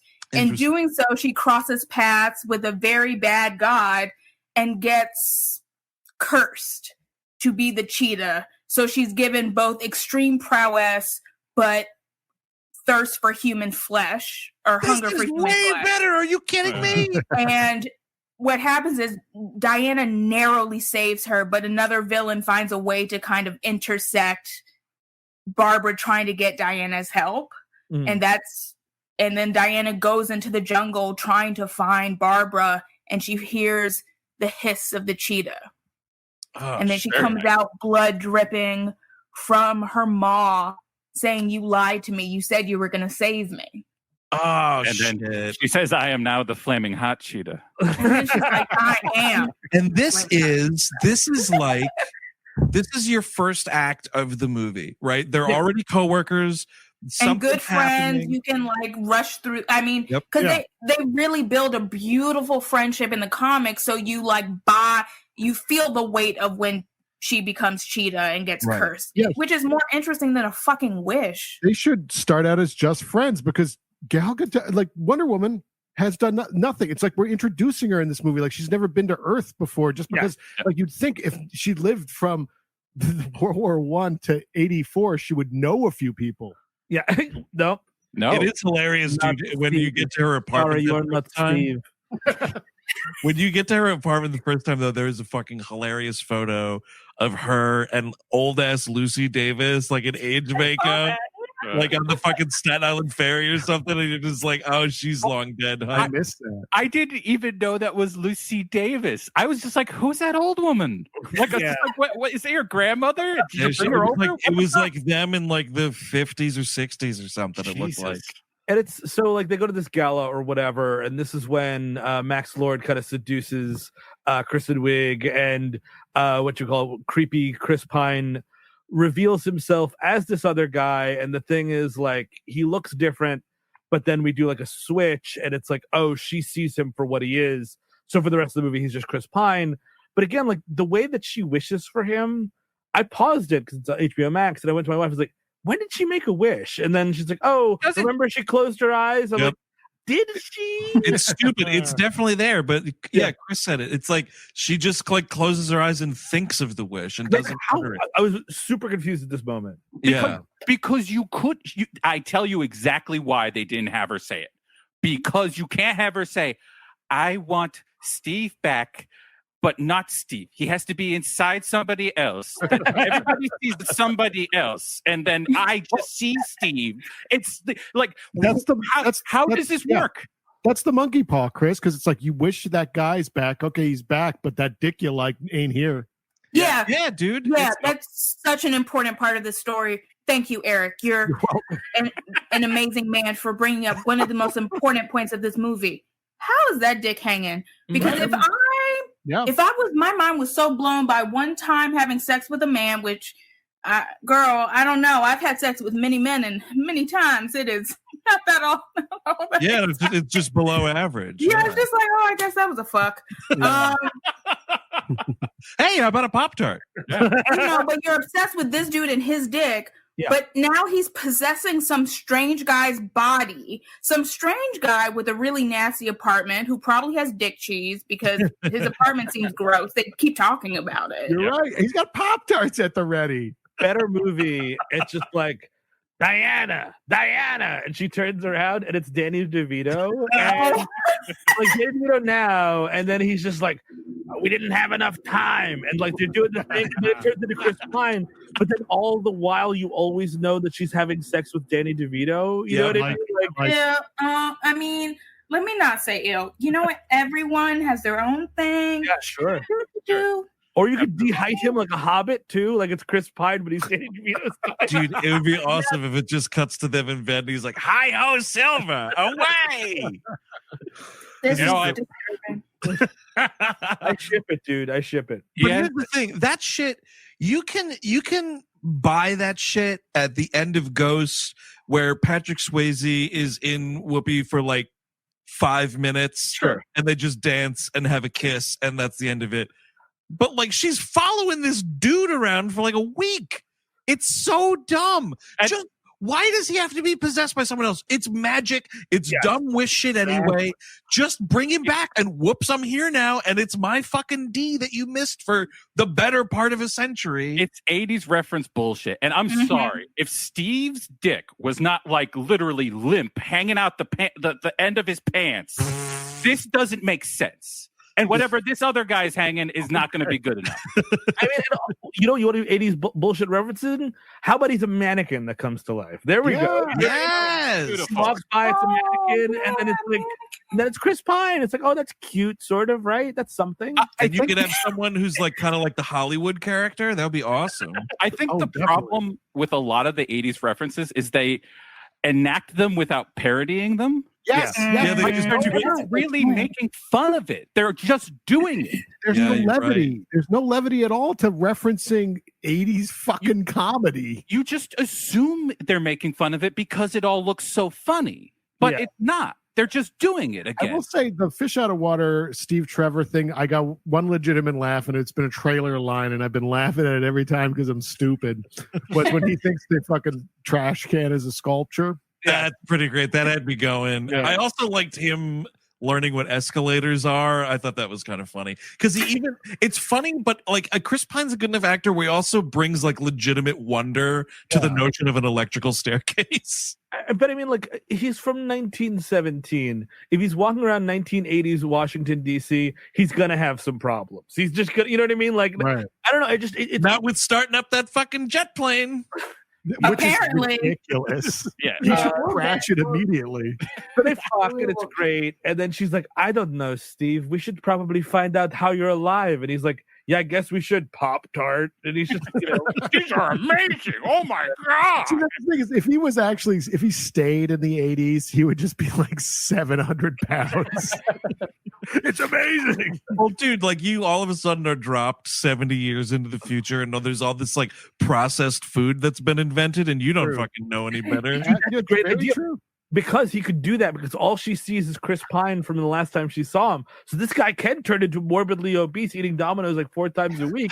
She would ride in it. She would never know. She would just true. Oh, Steve, it's so weird. You eat Domino's at 4 o'clock in the morning every night, and you never gain a pound. It's the perfect grift. Oh my God. Make your lady think you're Chris Pine somehow. But this is like expert level somehow gaslighting. I don't even know how, but it is. It's crazy. Blah blah blah. Now Max Lord, who's he has a son, and like there's he's obsessed with his health, kind of a thing, and he's Alistair. Dude, can we just call this kid Jeff? Why Alistair? What is he, a fucking 1870s English barrister? What are you doing? No, there was a dude I knew in high school who's named Alistair. I'm pretty sure it was in middle school. He was such an asshole to me. Makes sense. Well, he had a real asshole name. I don't know. I knew a guy in high school named Lister Crowley. I'm a little older than everyone. I brought back on a wish. Learn any spells? I learned some spells. You learned some spells. And it's the whole thing where like he's divorced dad. He gets the kid every other weekend or whatever. Clearly like has no time for him, but wants the kid to love him anyway, kind of a thing. I just need one scene with this wife.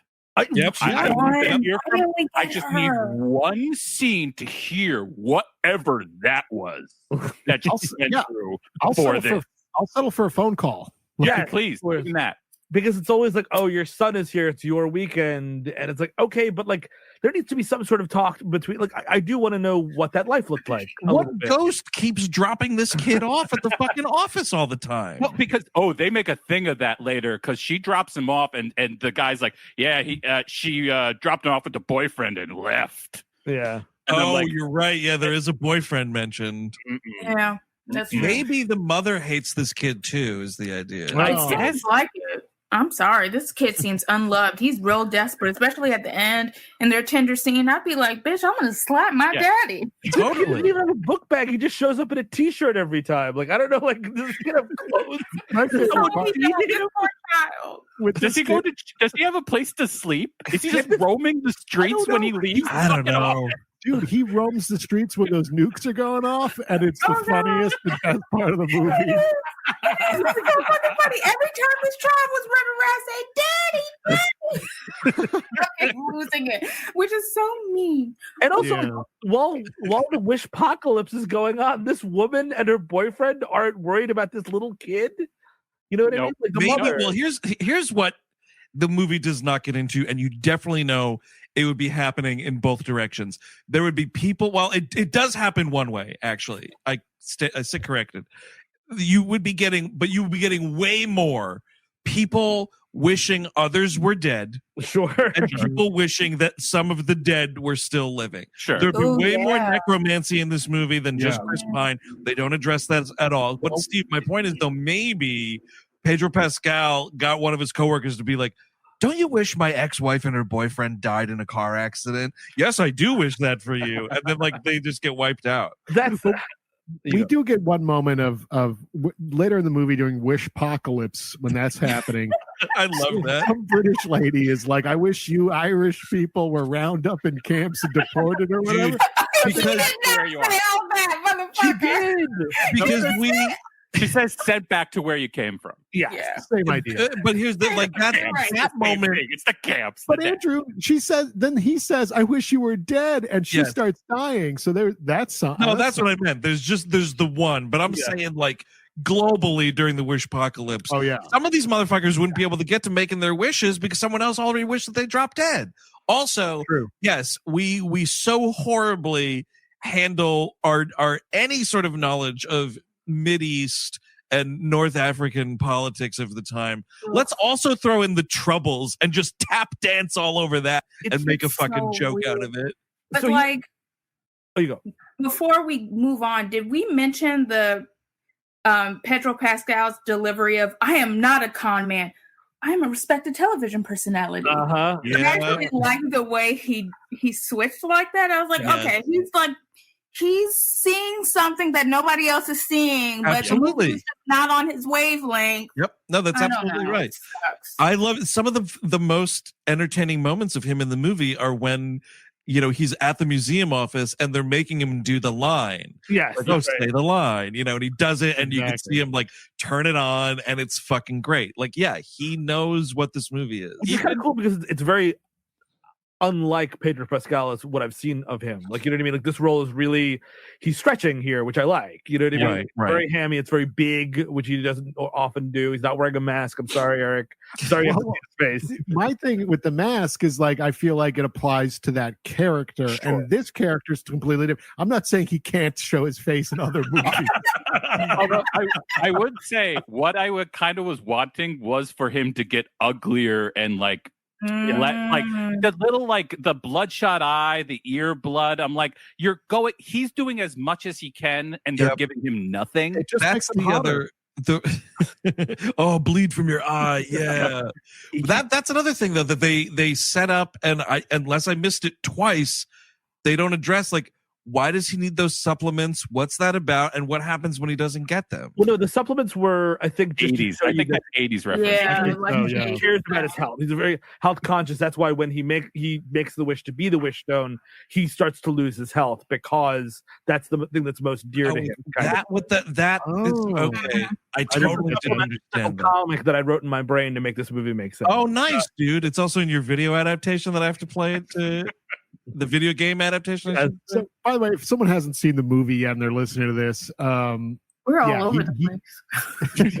Don't watch it. But he wishes to be the wish stone, and I don't know how that doesn't make him into a rock of some kind. You gotta turn into a monster. And dude, he's pulling a fucking Jafar in the first 45 minutes of the movie. Jafar did that shit at the end. You can't be doing that at the beginning of the movie. That's a good point. Because you obviously turn into a monster. There's something I want to note about the gala scene before we get too far from it. it's interesting seeing how Barbara changes as like after making her wish to be like Diana, which is basically like, I just do my hair differently and then wear tighter outfits. Yes. But there's like, I don't know if you guys noticed this, but in like the beginning of the movie, there was a really big obsession with heels. Yeah. Like they point out Barbara points out Diana's heels at the museum. Ooh, animal print, that little moment. And then like you see Barbara trying on heels, and I was just like, there's something so strange about the eye of this movie, and I don't know what it is quite yet. Yeah, But there's a third one though. Well, there's a third foot thing when Barbara like passes out in her office like that first night, and she wakes up and she's like starting to get some of the powers, and that janitor spills the mop bucket, and he's like, "Oh wow, Barbara, at least you're good in heels, huh?" Yeah. This thing trying to be feminist in a way that it's like it's what a career girl would wear at the time. Like what are they trying to say here? I think it's more about them. This movie was co-sponsored by WikiFeet. I don't know if you guys said that. Yeah, the WikiFeet puts proud organization. A lot of money in this. That's the only explanation. I mean, I don't know what I mean other than just like we're really into heels. I guess you're right, Steve. I remember at the end of the movie, like the tail end of the credits, it says no feet were harmed in the making of this motion picture. I think Eric, you bring up a good point about like, what is this movie really trying to say when it's trying to say shit about women? Because obviously there's the whole, like we mentioned before, Barbara walking home from the dinner she had with Diana and being accosted by some man and nearly assaulted. It sounds like like the way it's going is like, this is gonna get very ugly very quickly. Mm-hmm. And then, but it doesn't go as far as say Captain Marvel having a very girl power-y moment where it's like the just a girl needle drop before she starts beating everybody's ass, because that's just like so cool, you guys, because we're girls. I will still say I think Captain Marvel is a little bit better than this movie. That it's my personal. I think marginally. I'm a Ben Mendelsohn head. Sure. Maybe, him walking around. I don't know. I just don't like any of these. They make me depressed. I wish they didn't exist. Check on your cat. Eric, they're gonna take Star Wars away from you. Oh my God. That would be amazing, because then in this universe, Star Trek would rule all, and then we'd have actually good Star Trek shows.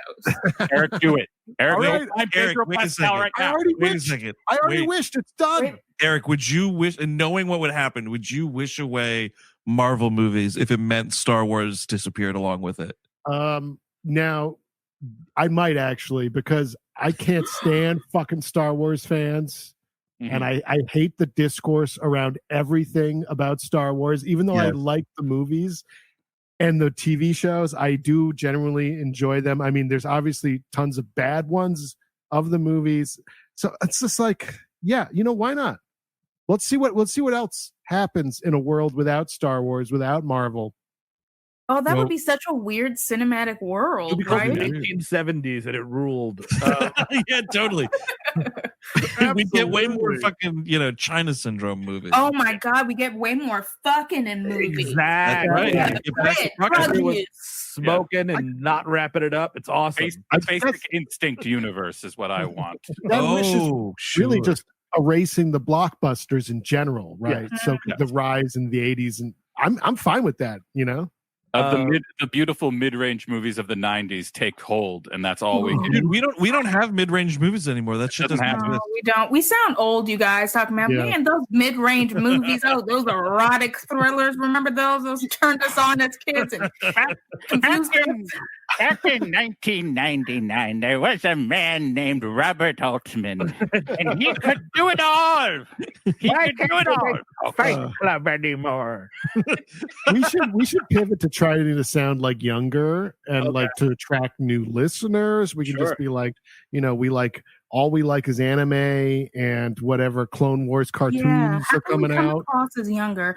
I'm gonna just start lying and saying, no, I'm 27. To convince Hey, everybody. I already said I'm watching that new Saved by the Bell, and I think it's legitimately good.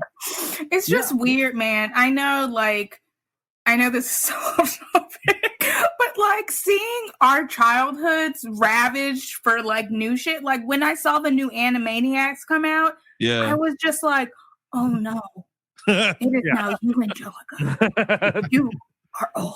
Yeah. It's certainly something. I mean, it's a combination of that, and then when you realize that all the songs you listened to growing up are now on all like the classic stations, that's another. Yeah, I'll never forget the day I heard like Smashing Pumpkins on a classic rock station, and I was like, "Oh, I'm dead. I'm dead inside."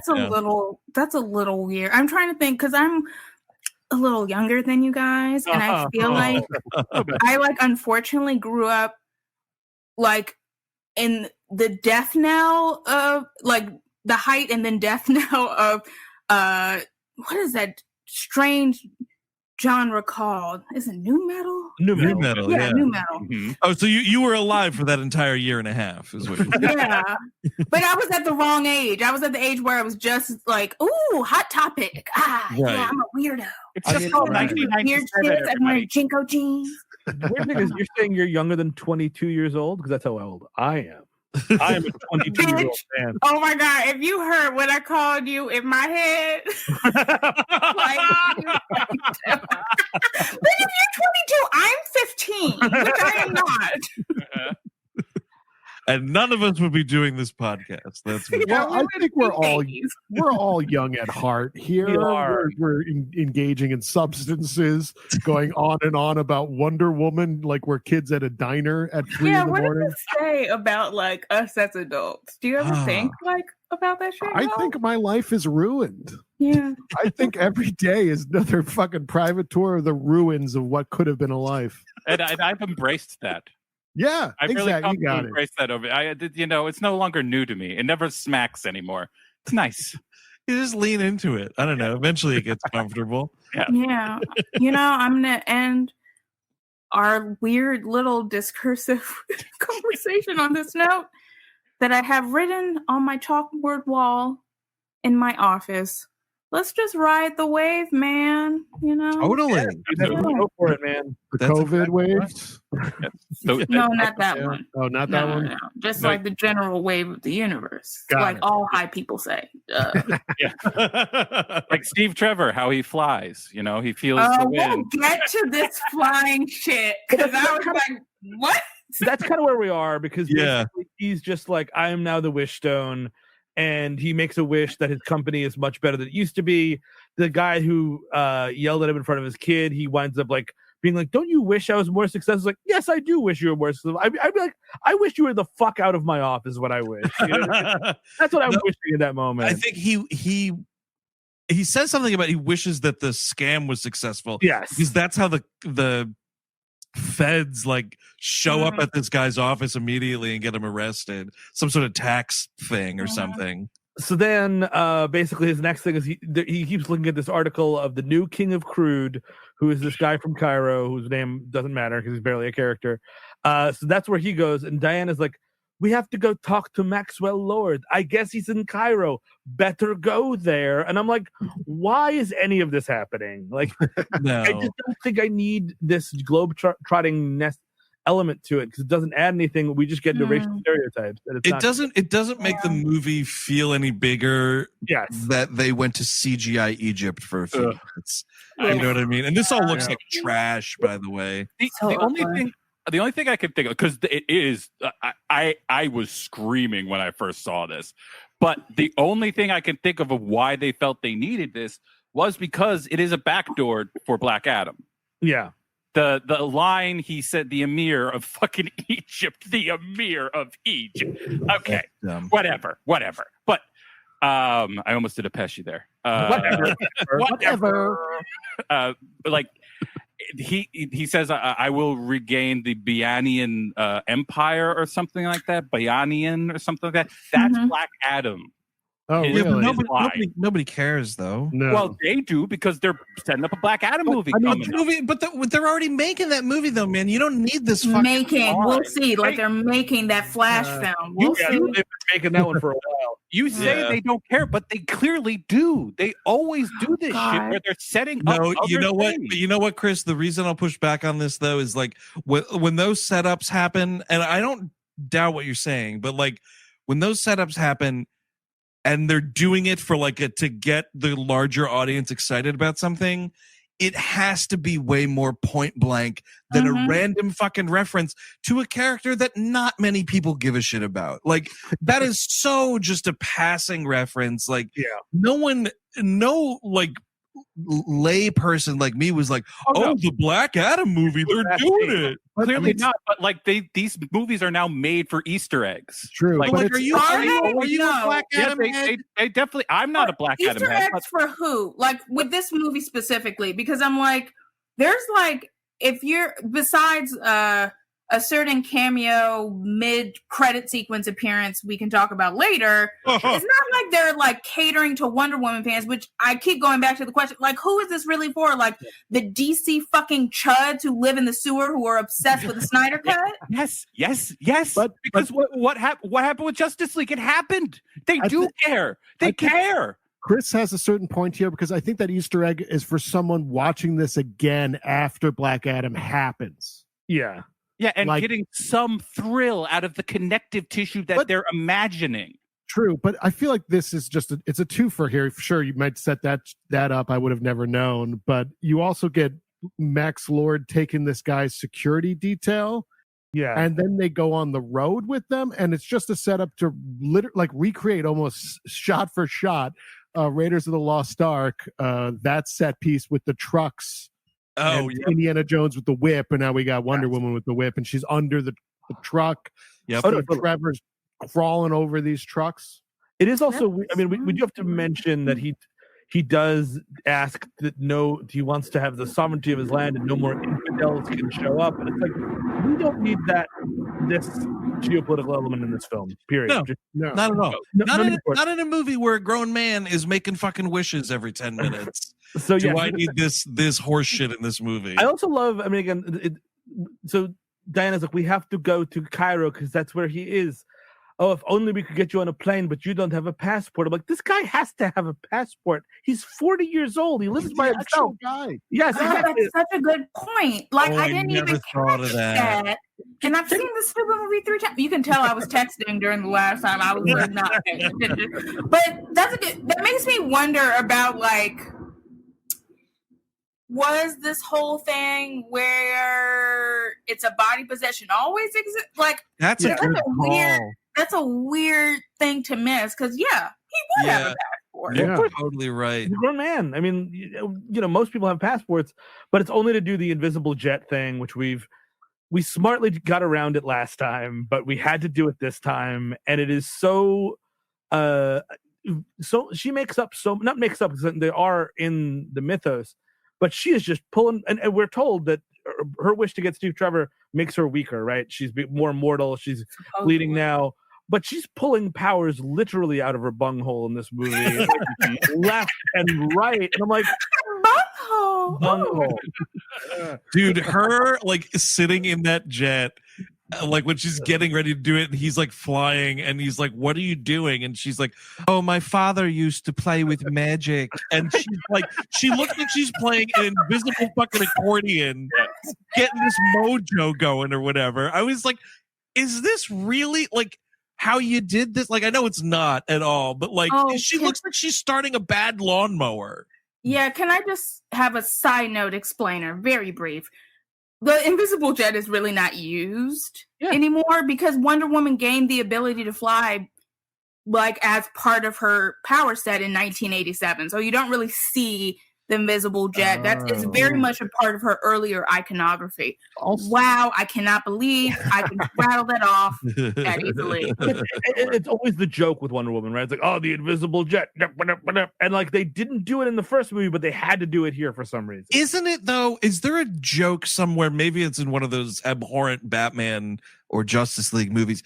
Doesn't someone make some crack about like, oh, what, like an invisible jet or something like that? I feel like I've heard that. Yeah, I feel like I've heard that too, but I don't think I've really rewatched any besides like Birds of Prey, which I may or may not have seen 5 or 6 times in the theater before COVID hit. I haven't really rewatched many of the I haven't rewatched Suicide. So like that sounds familiar, but like I really like these movies are just. I don't even hate them as much, although I hate this fucking movie. But I don't like overall hate them as much as you'd expect. It's more just like bafflement. Like, wow, this is like a lot of money going towards a lot of bullshit. Flushing this much money, man. Exactly. Imagine if an invisible jet fell into the wrong hands. It probably has happened because, side note, another little Wonder Woman fact for the 3 diehard Wonder Woman fans who are probably listening to this. When you see the invisible jet in more modern times, like it does pop up in Greg Rucka's run, but that's because Diana doesn't have superpowers when she's going into man's world. She gets them because the gods grant them to her, so she needs a jet. And the Amazons are far more technologically advanced than anybody in our world. So hence them having... Are they ancient aliens?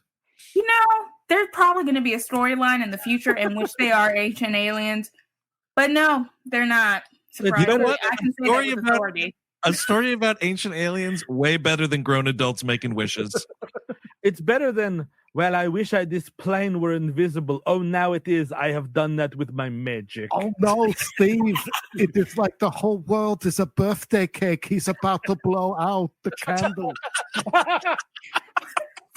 They get to fucking Cairo, like we said. Yeah, this is the big action sequence, which this one sucks. I'm not. Hang on. There's another dumb thing. I'm sorry. I don't want to derail this. No, please. But this is it's the dumbest shit. So like, yeah, one, I don't know how he's flying this jet plane. That's impossible. Of course, yeah.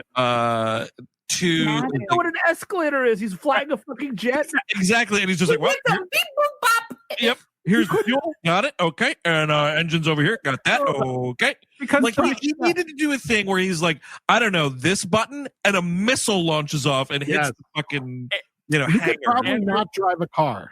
Yes. Like a modern car. Andrew, it's not the machine. You just feel the wind. You don't even need to know anything about the machine whatsoever. Yes. You just feel the fucking wind and you can be a pilot. He's just that good, baby. That's how he is with a woman. That's how he is with a plane. That's how he is with a car, because they're all the same thing. I mean, I do appreciate how this shits on the Air Force, because it's just like anyone could do that. Yeah, you're basic ass bitches. Yeah, I do want to say it really quickly, just because I rewatched the first movie. In the first movie, like traditionally in Wonder Woman lore, Trevor is a pilot, but in the first movie they go out of their way to tell you he's a spy. Like he's a spy first and foremost. Oh, and in this, right, yeah. And in this, it's just like, oh, he was a pilot. He could fly anything. It's like he flew in that movie, but not like that wasn't his like identity. Interesting. That's a good point. That's a really. Man, did they rewatch their own movie? I don't think they did. Oh no! There's 2 things. There's one entertaining thing and one dumb as dirt thing that I wanted to reference. One is the hilarious like Smithsonian security police force and their beat up ass pickup trucks like chasing after them on the runway, and he goes, "Will they shoot at us?" Well, shit, Diana. The delivery of that was fucking great. It's the delivery of like your sorry, I forgot your mom's present under the Christmas tree. Well, shit, Diana, we're almost there. You know what I mean? Exactly. That's great. But then the dumbest thing of all time is fireworks start going off, and she's like, oh, the 4th, and he goes, of July, and then flies this jet through a fireworks display. Like, I don't think you should be doing that. I've never been to a July 4th before. It's a holiday now, you say? Are we made to believe that he doesn't know what fireworks are? Because they were definitely around in World War One. Very vague. Yeah, why isn't he asking why he can't fucking buy liquid heroin anymore and shit like that? Like, do you have any cocaine leaf I could chew on? Yeah, please. Go to pop into Dwayne Reed here. Anybody else need laudanum? Laudanum, anybody? No, just me. I do love, and I mean, she's like, oh, Steve, the one thing I've always envied about you, aside from being totally obsessed with you for 48 years, is you can fly. And he's like, well, it's just the wind. You just got to feel it, make it happen, do the thing. And she's like, I will now use that to fly myself as a person. Thank you very much, Steve. Do you want another weird Wonder Woman fact? Do it. Yes. That's why you're here. Unfortunately, Absolutely. that's actually happened. Like in one of the 40s comics, where she literally rides the wind to save Steve. But you know what? Those comics were very strange. You know, the creator of Wonder Woman was a very fascinating man. Is that movie any good? It's kind of interesting. I kind of like that movie. I'd watch it. I never saw it. Yeah, I know the story. Yeah. I think it's worth watching. I enjoy it. Yeah, I've heard a lot of people saying, like, with the release of this movie, like, you know what's a better use of your time? Watching that movie about the Now, creator. what's a better use of your time is actually reading good Wonder Woman comics. Ah, there you go. Yeah. Also that. Yeah. No, we don't do that anymore. We just watch the bad movies. The bad movies just continue. So he wishes the infidels go away, and a big wall comes up around this dude's property. That's great. Her and Steve are in a cab, and they see the convoy driving the other way, and she's like, I will now buy this cab from you. Here's $29. Yeah, that was a weird thing. She just says to this dude, like, can we buy this car from you? And just like whips out a bunch of money. Like, okay. Yeah. Sure. This dude is clearly a cab driver. This is his living, but like, sure, buy that car from him, Wonder Woman. That's fine. I do agree with Eric. This is a total ripoff of Indiana Jones and the Last Crusade. It's almost beat for beat. At least Indiana Jones and all those Nazis driving those trucks didn't magically know about manual or a standard or automatic transmission is what I'm trying to say here. Also, I think in general, we have to avoid the fast running look. It looks bad. Look good. It looks weird. It never looks good. Fast running never looks good. What they're doing here when she runs to catch up to those cars in the caravan, like, it looks like the 70s TV show. It looks so bad. I think there's a little nod there. I think it's a little bit of a little nod. And it doesn't look good. I'm thinking that might be a little specific. No, you see, it's bad on purpose is the thing. You know what? Crappy because we wanted it to be. Here's the problem with you. No, that's meant to look like shit. That's part of the... here's the problem right there. See that right there that you have a complaint about how it looks? It's supposed to look that bad. So the problem is actually on you. Welcome to Bialystok and Bloom Pictures. But you guys are right. The action in this movie is like, and that's why you at least hope like the action is at least dynamic or intriguing to watch, or at least easy to follow. Like this movie, the action scenes are so weightless. It's astounding to me. It's like nothing matters. And it's like there should be more stakes to this. We should feel, especially because we learn she's losing her powers. This is the sequence where she needs to get seriously injured and fail. Yes, just rescuing these kids part of this sequence is the most insane thing I've ever seen. Dude, it's so bad. She falls from this lasso. I guess that's her starting to lose her powers. And when the way she tucks and rolls with these kids, she puts the kids down. Dude, she lands on these two dummies. She lands on these two dummy children. Those kids explode in blood. Those kids are upside down pizzas on the road. Yep, Worse than totally that. right. She just goes, Steve, and Steve's like, got it, Diana, and he fires an RPG that she knows, that he just knows. So when she goes, Steve, RPG time, so she can whip on it and ride it like a fucking like Slim Pickens at the end of fucking Strangelove. It makes no sense. I mean, the translation there, like interpreting what she meant. Yes, it's impossible. You know what else is impossible? Him operating this weapon at all. This motherfucker was born right after the Civil War. So where do I put the gunpowder? Do I have to like throw the gunpowder at the missile before? Exactly. Like it's just, why does this dude know these things? He's a soldier, Andrew. He's a fucking soldier Sue, dude. That's what he is. Big time. Yeah, she's just swinging around. I mean, the thing is, she loses grip of her lasso. They don't resolve this in the action sequence, but like, she needs to go and like pick that up off the ground and like roll it back up. Like, I would love it for everything, because like she's just like, oh, I saved the children. See, we don't hate all Arab people, just some of them, and set them up aside. But she needs to be like, oh, that's my. Hold on, let me just get okay. It's funny because I thought there was gonna come a point where she couldn't handle the lasso because she's so denying the truth of what needs to happen, that she can no longer, especially because if her powers are being lost, like, girl, how are you swinging and whipping and flipping and twirling and twerking that lasso like that still? It would be awesome if like she lost her powers to the point where the lasso just turned into a bunch of old rope and she's just looking at it and just fucking stringy old rope. Be great. I would love it. This movie. And then she's like, oh, hey, Barbara, could you look into where the stone is? We'll be there tomorrow. And like, they just go, she's like, oh, I have to go to this exposition factory in the fucking, in the middle of Georgetown, and we'll have a scene tomorrow. Don't worry. It's just so stupid. And then, so like, what? You're invisibilitying the plane again and flying back? Are you bringing that jet back to the museum? Like, they steal it from the Smithsonian? Also, are you stopping up for lunch? What's the situation? I would definitely, I mean, you're in Cairo. Come on. Makes no sense. This sequence is where we get like Wiig is telling about like the research from the stone, and it's like, oh no, the fall of Rome was the stone.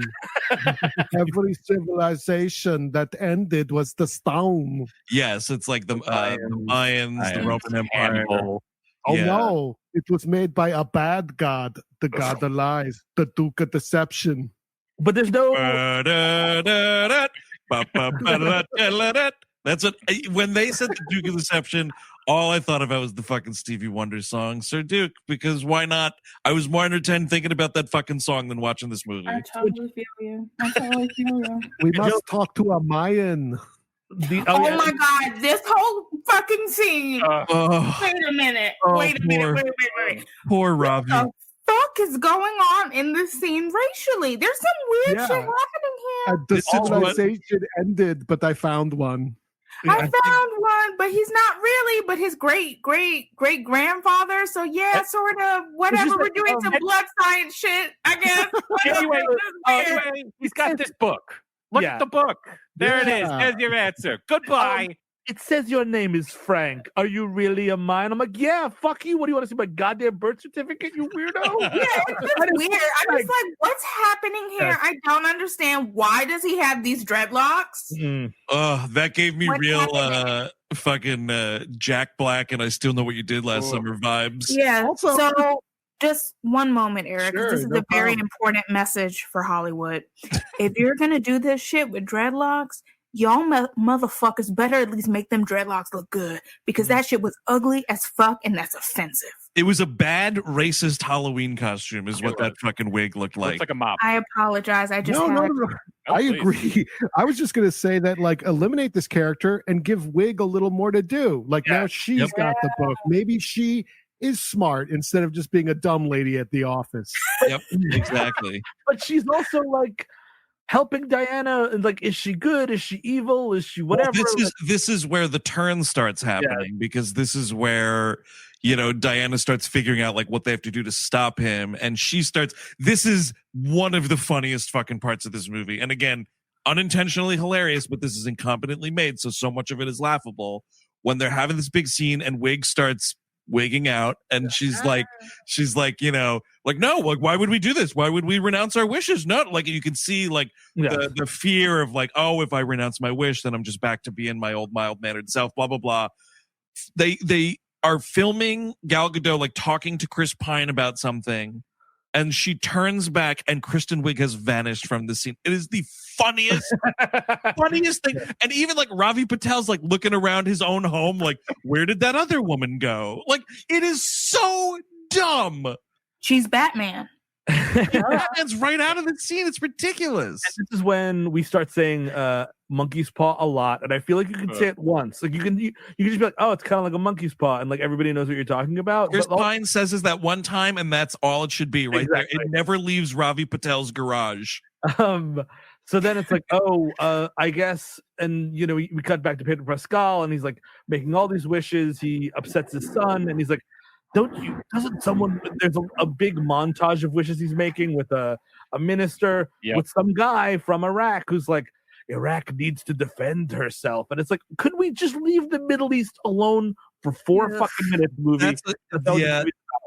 That's a weird thing where it's like the Iran-Iraq war is going on, and this dude is like, oh, Iran is encroaching on our territory, blah, blah, blah. But then there's some like, I don't remember what the detail is, but there's a bogus detail about like who is getting weapons from the Soviets at that point. And it's like, well, you know, America was fucking doing that too, right? Like we're not mentioning that in this movie. Okay. Also, it would just be easier narratively just focus on the Soviets, and that makes it kind of more iconic 80s to me. Absolutely.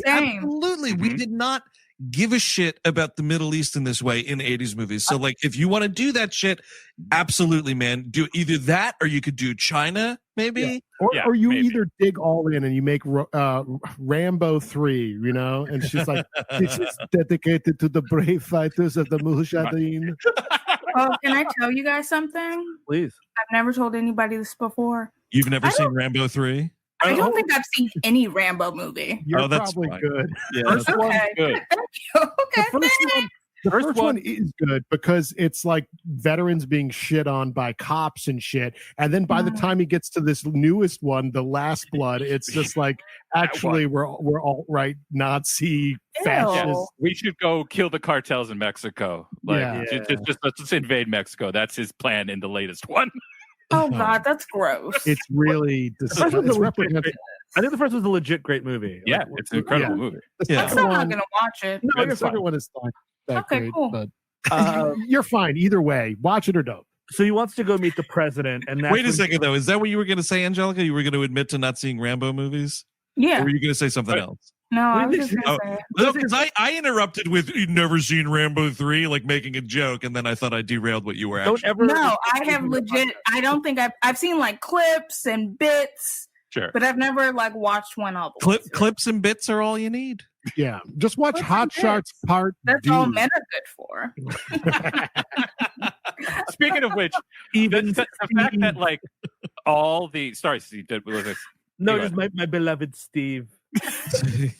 But it's such like they make a joke like all men in this movie except for Steve are like terrible, which fine, but like okay, all the guys who grew up in like the 60s and 70s are horrible. The guys who grew up in the early turn of the century, good stuff. Yeah, they know how to treat a lady. So Kristen Wiig gets finally like a sequelitis is all over this. Like Superman 3, Superman 4, and Batman Returns are all in this. This is the only scene where I kind of feel Cheetah being like a Catwoman level character. Yeah, is when she finds the guy who almost raped her in the park. And she's walking down the sidewalk, and he's just hanging out, I guess, doing the same thing he always does every night, Pinky, look for women to rape. Oh, that's what those fucking scumbags do, dude. Like, he's got his territory that he prowls at and all that shit. And he's shifting locations, I guess. But, like, yeah, she kicks the ever-loving shit out of him, which is the best part. Like, I was it's like, this is nice. But she murders him pretty much, right? No. I hate this. This drove me nuts. She fucking kicks him down the road like 4 times, kicks the teeth out of his mouth, kicks him into the open road, and then the nice homeless man she saw before is like, "You've changed, Barbara. Yep. What happened to you? Why would you ever want to kill the man who tried to rape you? That's not like you. That's not like you at all." That's such a good point, Chris, though, because that's what bothered me about this. I was like, well, what's wrong with what she's doing? Yeah, like, really. What did she's defending herself? Like, why are we making her turn to evil about defending herself from not just a catcaller, but someone who seems to like he was going to assault her. Yeah, exactly. And this dude is just like, "Oh, I'm so disappointed in you." Meanwhile, did you catch the? She says, "Mind your own business," and I clapped in my home. Yes. Exactly. That was a great response. Like, shut up, homeless guy. When you see that dude the first time though, and she like gives him food or whatever, which like you gotta watch it in these situations. You're on a first name basis with somebody. You bring him food one time like that. You're like, I think she's giving this guy dinner every night. First of all, oh, totally, totally. Did you catch this though? This dude is sitting on this park bench reading, waiting for Godot. I did see that. Are you serious? I'm dead serious. I noticed it this time. I was like, there's another thing for the stupid column, everybody. Oh, that's insulting. That's like, here's something for you dumb bitches. Oh, it's the same two names. Oh, those are the trivia people too. That's who they're really after. Trivia. Yeah, you're right. The fucking IMDb trivia terrorist, dude. They have the same name. You cut from this guy waiting for Godot, and then you cut to Wonder Woman in her apartment waiting for Steve. Just waiting for Steve. Yes, he's just wandering around in a trench coat and a hat, like. The president shows up. So Pedro Pascal's doing this thing where he's like, "Don't you wish I had a meeting with the president to all of his employees?" I'd be like, I don't know. I wish I made more money, or I wish I had vacation. I don't know, but whatever. And he's using all these people. He gets an audience with the president, and this is the movie at its most gutless. Mm-hmm. Lack spite. You've got to do Reagan here. You have to. Yes, 100%. You have to do Reagan. Yeah. I thought this was Reagan at first, and I thought this was like a really bad casting. But I don't understand. I don't understand this role at all, because the guy who's playing the president was kind of confused of where he was at first. So I was like, "Is that Reagan, or did he wish to become president?"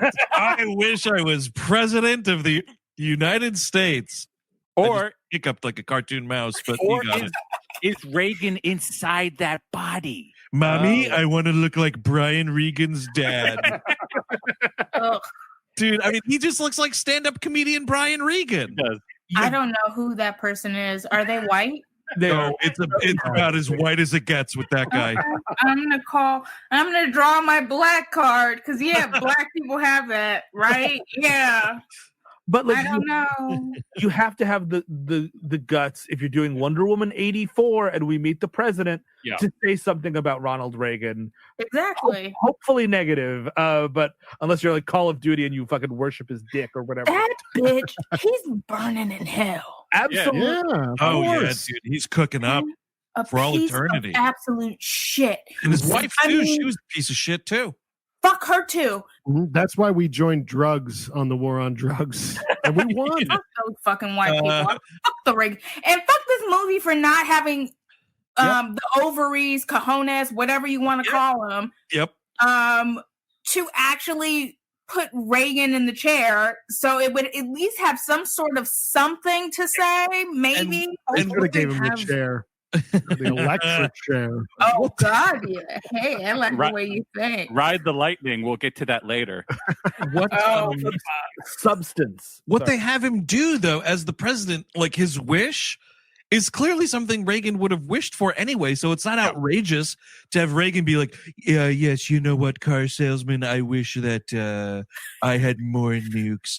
Just more nukes. Hey, mommy. How about some more nukes? Yeah. And you'd be like, okay, yeah, obviously. Like, he wanted to win the Cold War. Like, yes, that makes total, like, the fact that it is just some fucking red-haired guy, like, get out of here. Ooh, only one wish, you say, magic wish, man? Okay.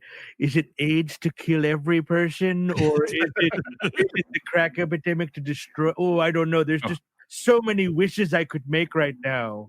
Look, how about I put them all in a hat and you pick one for me?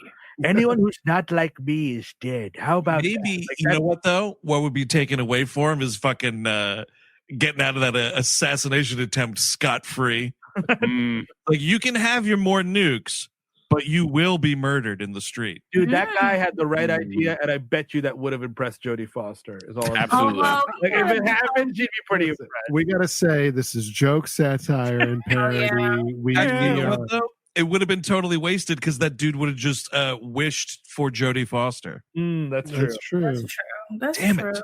It's a cycle. It's just a cycle, is what they're saying Nothing here. good is going to come from these wishes. You know No. what?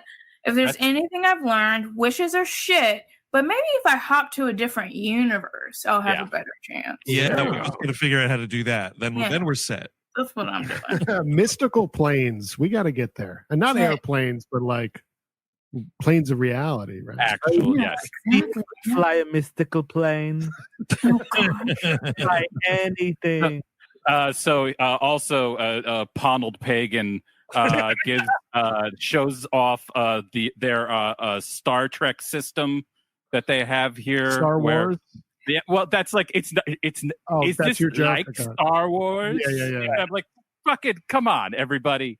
That's And the like, thing, Star dude, is Wars. because it's that's even fucking dumber though, Cabin, because if the Star Wars program exists, Ronald Reagan is the president of the United States. exactly. Exactly. That's why I was like, what? Toothless movie. Wait, like what happened? Was he impeached? Did someone wish prior?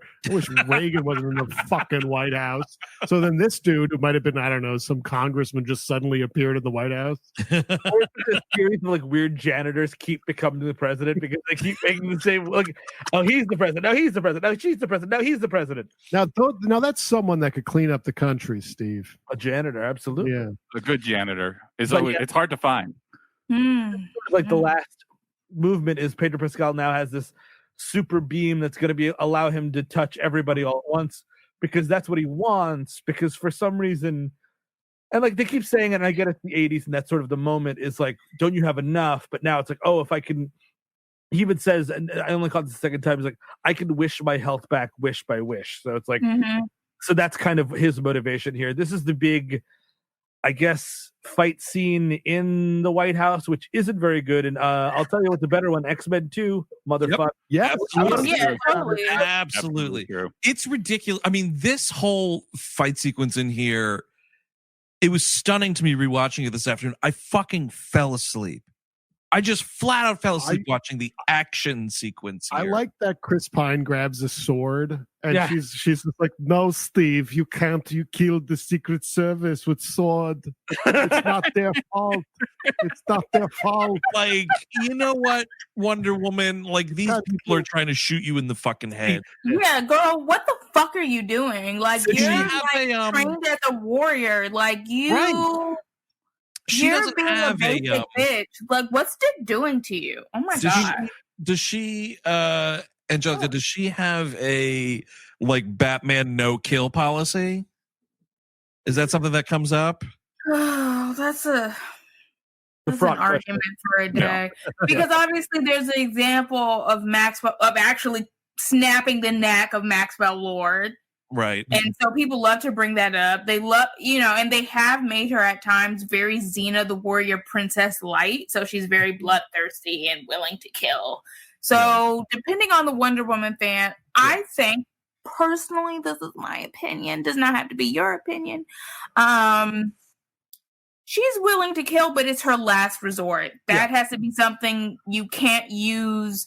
Let's say if I was doing a trilogy, it's not going to happen in the first two, but maybe in the last one, she'd actually kill somebody. Right. That's kind of But this whole line to Chris Pine right here isn't like out of the ordinary for No. Wonder Woman to be like, hey, man, don't fucking decapitate those people. Yeah, no, it's not weird for her to be Okay. like, because, sometimes other writers really lean into, she's here on a mission of peace sort of thing. And so Got it. there's a big, so when we get to the ending, there's something I'll note that it is sort of echoing like how Wonder Woman can be, where she kind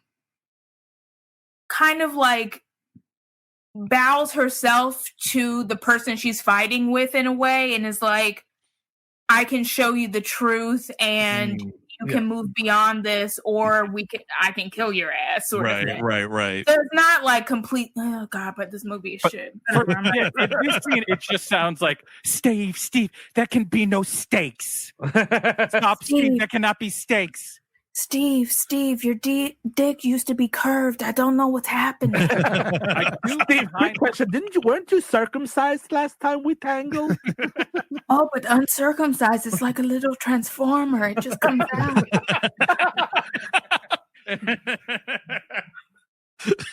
I mean, I will say I don't mind seeing Kristen Wiig do the Hadouken to Wonder Woman at the end. That's fine. You did do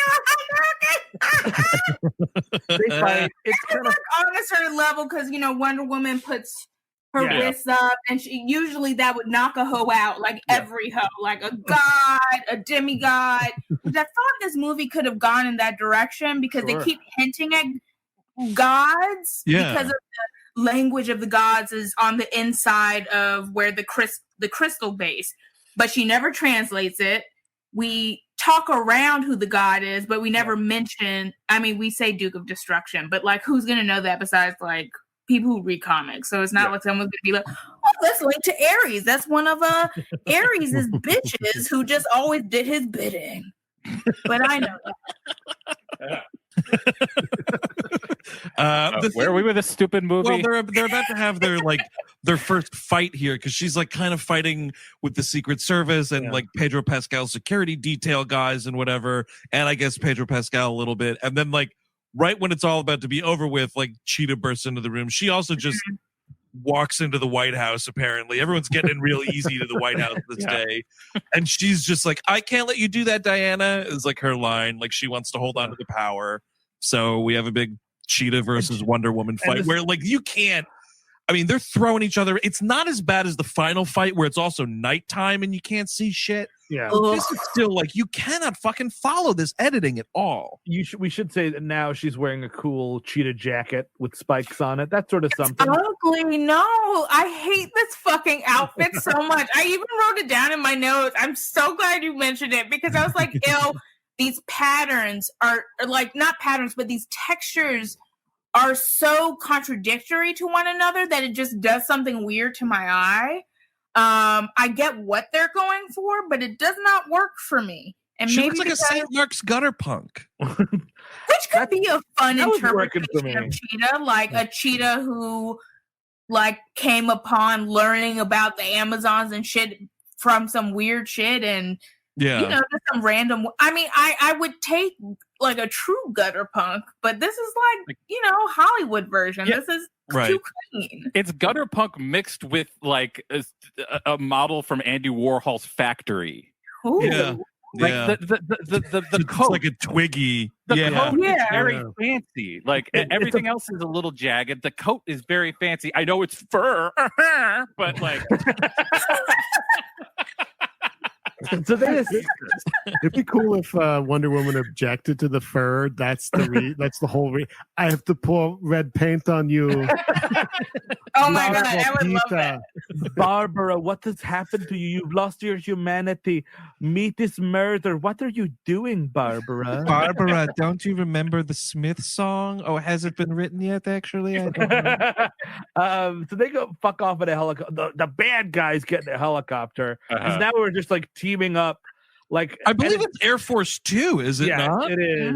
And he's like, "Oh, I like your style." And this is the part of the movie that drives me absolutely nuts. The only thing about this wish technology or power or mysticism we know is A, it costs something, your thing that is most dear, and B, you get one wish per customer. That's all we keep saying. It's one wish per customer. Right. And then he goes, "I'm feeling generous. Would you like a second wish?" And I'm like, "What are you talking about?" I know the answer to this. Really? No, I know don't. It's awful. Don't get me wrong. It's stupid as shit. You're just making this up. Whatever you're about to say, you're making it so stupid. You're gonna die. Oh man, the wish from the Rock is different from the wish the Rock transformed into him. The Rock plays by the rules, but he does not. Or it's under new management now. Yes, under new management. Which also though, but that's stupid because if that's the case, then earlier in the film when he's like, "Oh, grant you something," and the guy's like, "Oh, I want a Ferrari or whatever," and he goes, "Oh, did I ask you for your wish already?" And the guy says like, "Yeah, last week it was a Ferrari." Yeah. And he's like, "What is with you administrative assistants and your Ferraris?" It was Porsche. Yeah, you're right. I don't know cars. But like, if you're doing that, then what is the thing that happened to you between then and now where you're breaking the rules from Kristen Wiig? I think the thing is horniness.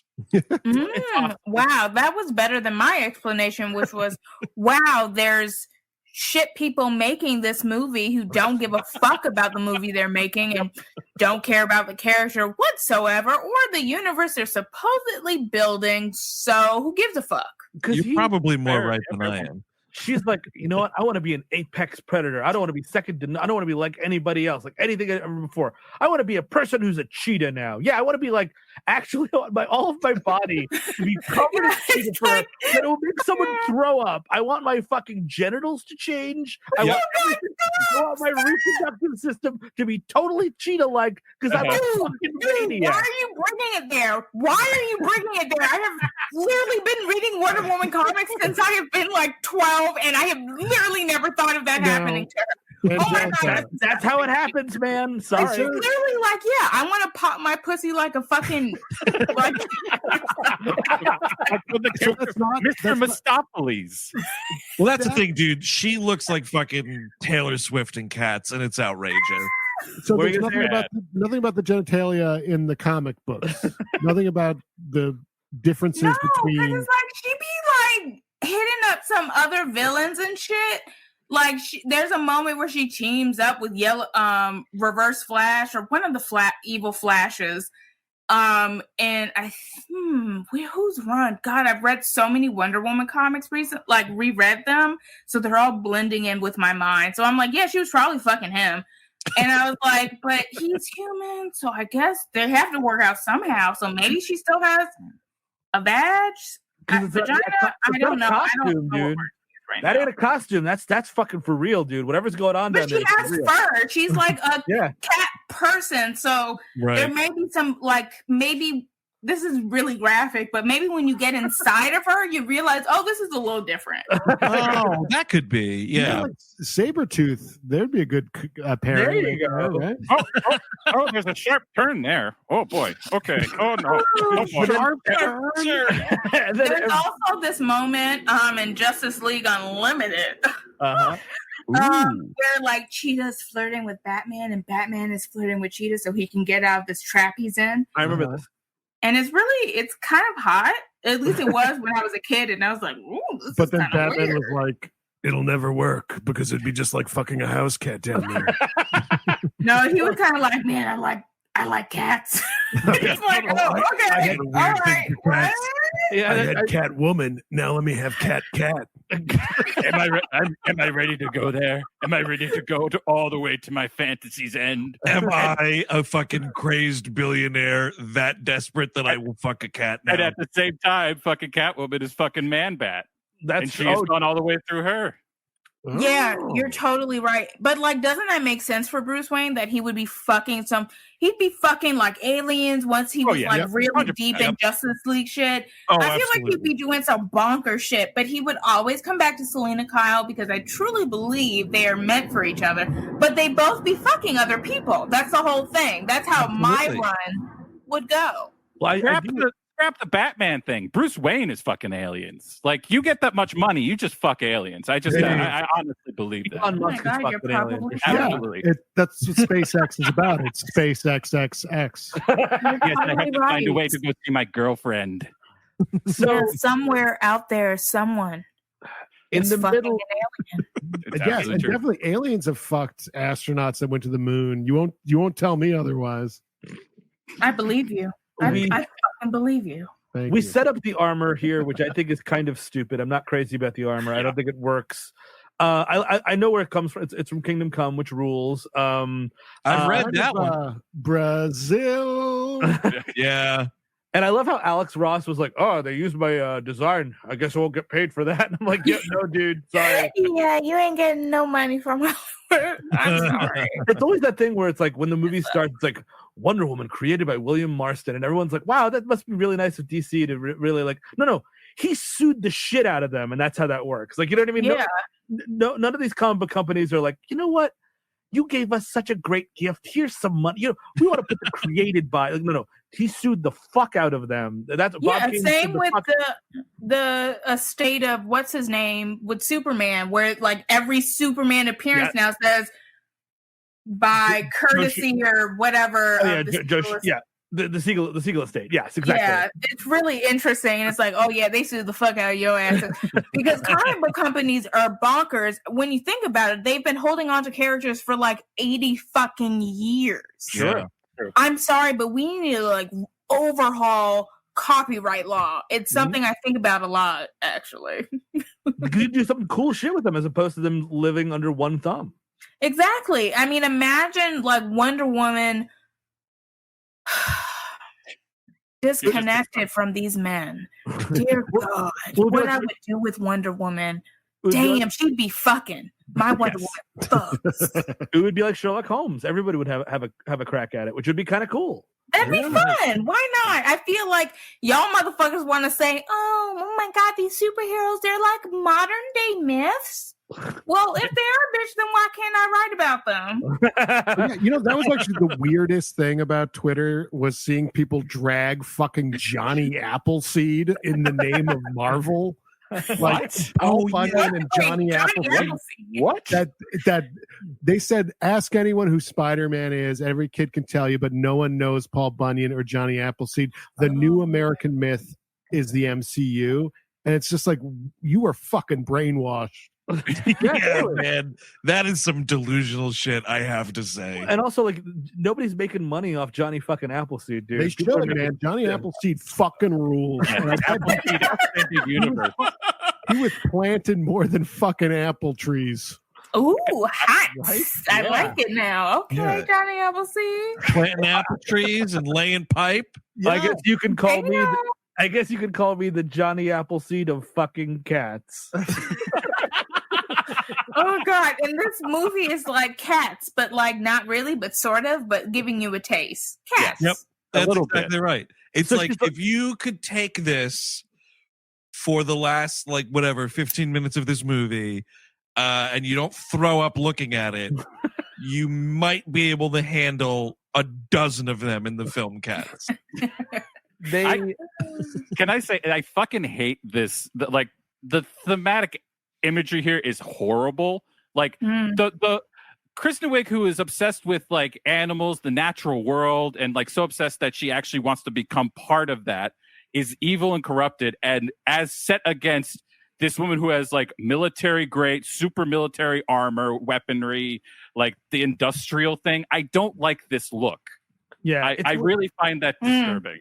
Well, except for the rad part of like all we have to hear is because she gives Chris Pine this whole fucking backstory about this armor and this other warrior that stayed behind getting beat up by all these dudes while all of the women were fucking off to Themyscira. She provided their safe travel, blah blah blah. Hysteria. Thank you. And where is I going with this? It's hilarious because it's like, she fought off all these guys and this, that, and the other thing and saved society with this shielding that she had. And Cheetah tears this shit to ribbons with like 6 blows to this. Yes. So I don't know. If like you shouldn't be fucking around with these antiques, or maybe like you should have kept this stuff up better than just leaving it in the side of your office that we see her. Like she just got it like in storage. I know. Can I just say, like, there's a few things with this that I want to say. One, that fucking last fight scene with Cheetah is so fucking ugly to me. It's terrible. From you're mentioning how the armor is like totally fucked up by her, and there's moments where we get like Wonder Woman point of view shots with Cheetah trying to rip into the golden armor. Yeah. And it just looks like a shitty video game to me sometimes. Like some fucking cutscene from like at least 5-10 years ago. It just doesn't look like there's no kinetic energy to it. It just looks like it's muddled in a weird way. The color choices are strange. The staging is strange. When they get underwater, I'm like, this is so fucking ugly. The underwater. I don't even understand what's going on. Why are you making her fur look matted like this, but like digitally matted? So it's like, I don't know what's going on. This is just really ugly textures bumping uglies or something. I will say I felt more comfortable in these scenes because it was grim and dark and I didn't see anything, so I'm used to that from the DC universe. There's a lot of sunshine in the earlier parts and I could understand what was going on, at least as for this one scene. Here, I don't understand what the fuck is going on. Well, that's also your classic, like, cover up for, like, we don't have confidence in our production design, so we're going to set it at night. Like, there's no reason why it has to be dark out during this fight scene. No, it doesn't. And it's just so strange because it's like, this is the movie, like, which definitely that first one had its faults. I bitched about them recently. I'm not going to get into them again because people are going to be like, girl, like, I read your Twitter. Like, shut the fuck up about Wonder Woman. But it's just like, it just shows they don't have faith in the character, the mythos. Like, there's a certain laziness in, like, parts of this movie that I'm just like, how did this happen when this was the movie that people seem to really like from DC Universe? So you would think they would, like, really want to support it and make it interesting and wild and maybe correct things from the first movie. Yep. That people bitched about, like, that you can easily do some, like, weird slight retconning with. Like, I just don't know why they didn't take advantage of the position they were in. No, it was some guy who had taken 7 Adderall this morning and be like, kids like 80s. Let's put it in the 80s. The kids like the 80s now. Let's do that. We should say at this point, Wonder Woman has said goodbye to Steve Trevor because after the whole big fight, and it's really not even her decision. Like, Steve is like, I'm out, kind of a thing. Like, and like, he was kind of. Diana, you're being stupid. Exactly. I'm a dead guy. He does mention that he was somewhere. Like, it sounded like he confirms heaven in this movie. Heaven confirmed. Yeah, which was weird. I was like, is this some Buffy season, like, 6 shit? Which is like, I was in heaven, but it's not like Jesus and God were there. It was just like some weird good vibes sort of things. Like, what? And I was happy. Thanks a lot, Wonder Woman. You fucking brought me back into this world. I was happy in the afterlife. God damn it. Yeah, it's also like, damn, why would you? I'd rather. He literally says though. He literally says though, after she goes on this whole like tirade about like, oh, I care about you, and she keeps going on about how she's had nothing like him, and there's nothing there, and she gives so much. And he says, but that's crazy that she would, like, spend so much time not fucking. Yeah, exactly. There's a whole great big world out there. It's men and women. He's whales. I don't know. You're a god being. Whatever you want to do. Fuck it. Do it all. Lick it all. Slurp it up.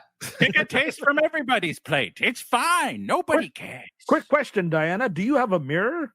You would do just fine without me. FYI. Like, you know what I mean? Like, because she's like, I will never love again, and he's like, I fucking certainly hope not. Like, don't put that on me. Like, when I go back to the afterlife, I'm going to be sitting there thinking, like, well, this woman's just rotting away now because I'm dead. Like, and he's fucking people in heaven. Absolutely. Oh my god, that's why he's like, girl. Like, I have been like fucking Marilyn Monroe for the last like I don't even know how long. He's got like ectoplasm babies with so many people.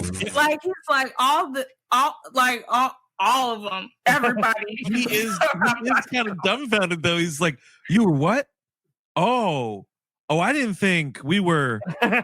We had sex one time, right? One time, Diana. So, like, it was a lot of fun because you're a god being, so it's always going to be fun. But this other time, I mean, I don't know. Like, it's been a while for you, so I can kind of, I don't know, girl. Maybe you should have some fun. Don't get me wrong. Don't get me wrong, I enjoyed the sex and the Pop-Tarts were fantastic. But I'm fucking Amy Winehouse and Marilyn Monroe up there. It's phenomenal. He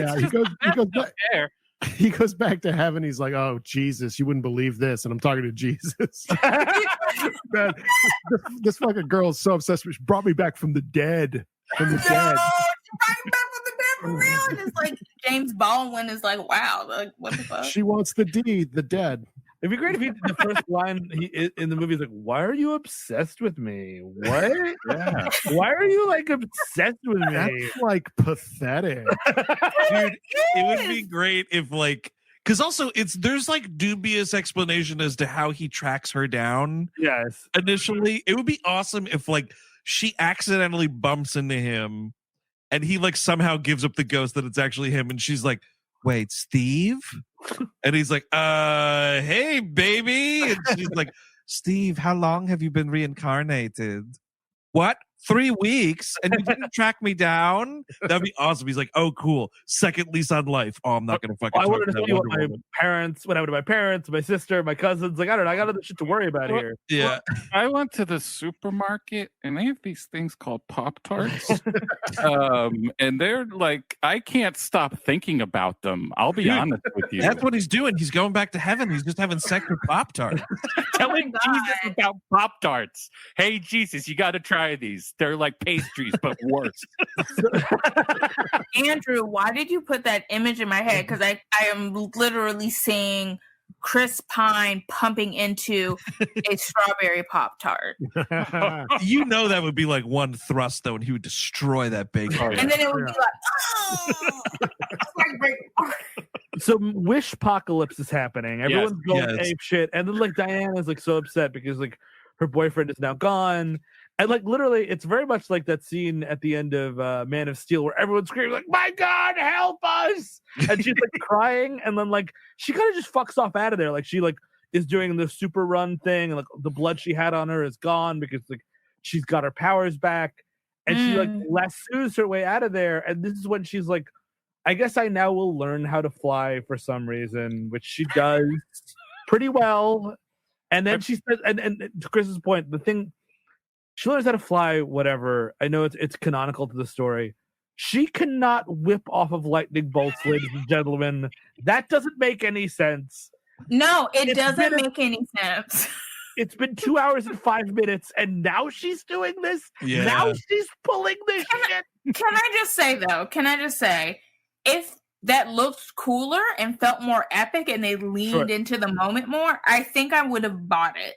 Yeah. But it's like actually weirdly brief, despite being such a like Yeah, it's part totally of the trailers that you would think it would have something else going on with it. It's totally brief, and there's no fucking real close up to it. Like, I would love a thing where she's like getting right by like a bolt of lightning or something and swinging off of it. Like, you could do cool visuals with that. Instead, it's like she's just way far away because it just looks like garbage video game cutscenes. It's a Where's Waldo in the clouds. And like fucking by the way, my favorite character in this whole movie is in this goodbye scene. There's this cop. Yes. There's this cop. Yes. This guy is doing exactly what I would be doing. And he's just screaming in the middle of the street, "What is happening? What is No, this is what he says exactly. I wrote it down. What you want me to do? I don't know what to do. Yep. He sounds like I love it. it's dialogue you would give an NPC in a video game, like a non-playable character. He's just like, "What do you want me to do? I don't know what to do," and he's just like screaming into a fucking radio. Oh, Kristen, And it's just the funniest shit. And I was just like, I didn't notice him for whatever reason earlier, but watching it this time, I was just like, oh my God, like this dude is really at wit's end. He's And like also, really over it. It's so funny because it's bad ADR also. Like the actor just has the radio like up to his mouth, and Wonder Woman like just runs by him. There's not even a close-up. We don't like cut like in farther on this guy, and you just hear that audio play, and you're supposed to be like, "Oh, I guess that's that cop talking." Okay, whatever. That was dumb. That was the best line of the movie. Thank you, sir. And then she does the cry run to fucking go and like, and I suppose it's supposed to be like Man of Steel after he says goodbye to his father and everything and learns to fly. But like, I'm like, get to it. Like, I'm tired of this movie already, man. She could possibly pull. This could have gone really south for her. Like, when she does the running or whatever, and she whips off of like a church steeple and throws herself into the sky, she then grabs the whip, like she like sticks it on the back of an airplane to like really get out. She's like flying with this thing, and I'm like, TWA Flight 800. Yeah, like, you can't be lassoing airplanes, my friends. That's just dangerous. That is dangerous. So whatever. She learns to fly on the way to the island. Well, no, but she has to stop off at her apartment, get that fucking armor on, dude. Oh, you're right. Oh shit! I was halfway to the island, and then I realized I had armor that allowed me to fly anyway. Oopsie doodle. So whatever. Oopsie doodle. So she fights Cheetah. She wins. It's the thing where like she gives her one more chance to and we are saying. I mean, like it's a silly phrase, but like renounce your wish. Oh my god! This is what I'm talking about. Renounce your wish. This is the core of my argument as to why this movie is so terrible. At the core of it all, it's because we're talking about renouncing wishes, and we're not little children. And refuses to. She gets electrocuted, but she's alive anyway. Here's the thing: the intention with that line of dialogue that she has, though, she's setting up to kill this person, and they change their mind. Yeah, exactly. She's like, fucking renounce it. Say renounce your wish. And she won't do it. Kristen Wiig looking, as Chelsea pointed out, like fucking Ann Coulter in this outfit. And she won't do it. And she goes, well, in that case, then I'm so sorry. And fucking drowns her. Like, I'm sorry. And then the electric, whatever thing. Power line. I should have remembered power line. Sorry. But like, yeah, she's like drowning her and then electrocutes her. The body even does a like falling limp into the darkness. And then she just drags her back up and you see her like coughing for a little bit. And I'm like, no. I thought she was dead. I really was like, did they really do that? That wouldn't have made the movie more than 1 star on Letterboxd for my Letterboxd peeps. Sad people. Oh, hey, what's up? But maybe it would have gotten an extra 0.5 star. Ooh. Yeah, because there'd be some consequence to any of this. Yeah. The fucking villain doesn't even get arrested at the end of this movie. Well, she's just hanging out on a rock. She's just like, oh, I'm so wet. Oh, looking at the sun. What's happening? At least you are gifted with not having to hear Kristen Wiig say, I renounce my wish. I know. I thought she was going to cough it up. Yep. And like, thankfully, when they cut back to her and you see that she's not an Ann Coulter cat person anymore, you're like, all right, she already fucking said it. You've spared me at least one adult in this movie saying, I renounce my wish. And then when we get to the Pedro Pascal wishing well thing, it's ridiculous. With the power of wishes is making air velocity in this room. It's a Tron thing. Yeah. The image is him up, like it's literally the like cover of Tron is him up with the fucking ring. And basically, he's hacked into every television set, and because of the particles are touching people, then he's theoretically touching people, and he's just going, granted, which is kind of amazing. It is so stupid, man. And she's fighting him, and like this is the end of this movie where she's like got him roped up. And she's like talking to everyone. And she's like, everyone, you must renounce your wish. Oh my goodness, you have no idea. This reminds me of a movie, and I'm going to go on a rant here. There's a Christmas movie. I watch terrible Christmas movies over the season called Twice Upon a Christmas, where Kathy Ireland plays Santa Claus's daughter. And at the end of the movie, excuse me, the events of the film are as such. The end of the movie, the North Pole is dismantled by the evil villain, and the only way Kathy Ireland can get the North Pole back is to go inside every single television set and go, you have to believe in Santa Claus. No. The North Pole. And that's exactly what this scene reminds me of, because it's like, it's so baby childish nonsense. Like, you have to renounce your wish, and it's like it might as well be Kathy Ireland and Santa Claus. It's whole. You're welcome to 9 people who's ever seen it, by the way. That was a burn. It's about to be 10 after this fucking story. It's a wild ride. She's saying shit like, the truth is enough. Yeah. The truth is beautiful. Please stop this accent y'all doing. You're getting to the level of Will Smith, and what's that movie? What is that movie? Concussion? Yes, you're almost there. I'm getting a little bit into Tell the Truth. But I'm trying to do a slightly softer sounding Werner Herzog impression. I'll tell you what, this Wonder Woman movie gave me a concussion. You got your cards? I wish I did. And then everyone's like, I guess but also like the world is horror. You know what I mean? Like people are like, oh, I want to be famous. Like the world is on fire. Like, I don't know. I want to wish this to stop is what I wish. But when they are going back to all of the wish renunciation, I don't know if that's a word, but like we're freaking renouncing all these wishes. And like, yeah, there's the woman in the restaurant somewhere in Asia who's like, oh, I wish I was famous. And then there's like paparazzo. That's one thing. You want to undo that wish, whatever. But like, they cut to the guy. There's again, man, the fucking optics on the Middle East in this movie is atrocious. They cut to this dude clearly in the Middle East with a fucking rocket launcher, and he's like, I renounce my wish. Like, is this a chain reaction because Pedro Pascal renounces his wish? See, that's the thing. It should just be get him to do it, and then it destroys all the other wishes that were made, right? Because the thing is, they find out if they back at the fucking heinous scene with Ravi Patel, they find out that they can either kill him and undo everything, or get everybody to renounce their wishes. So all Wonder Woman needs to do is just fucking kill this guy. Yeah. Break his neck. Break his neck. Break his neck. Ooh, make a trap mix. Oh, sorry. If there's see, but that's the thing though. You're saying there's even precedent in the comics that she does this to this character at some point. Kill his ass. Be interesting. I don't care. Because the other option is you have to convince the entire world through a speech you're giving in a television broadcast that they should just renounce their wishes. I'm telling you, there's going to be tons of people that are like, no, fuck you. That was my wish. You, bitch. I don't give a fuck about this shit. But damn, that cat eye you're rocking looks good. Because when she was closing her eyes at the end, I was like, oh my God, her makeup is on point. How did it stay this great? Like during like an underwater fight scene. Yeah, you're right. That's a mystery. That's a movie mystery. That's magic right there.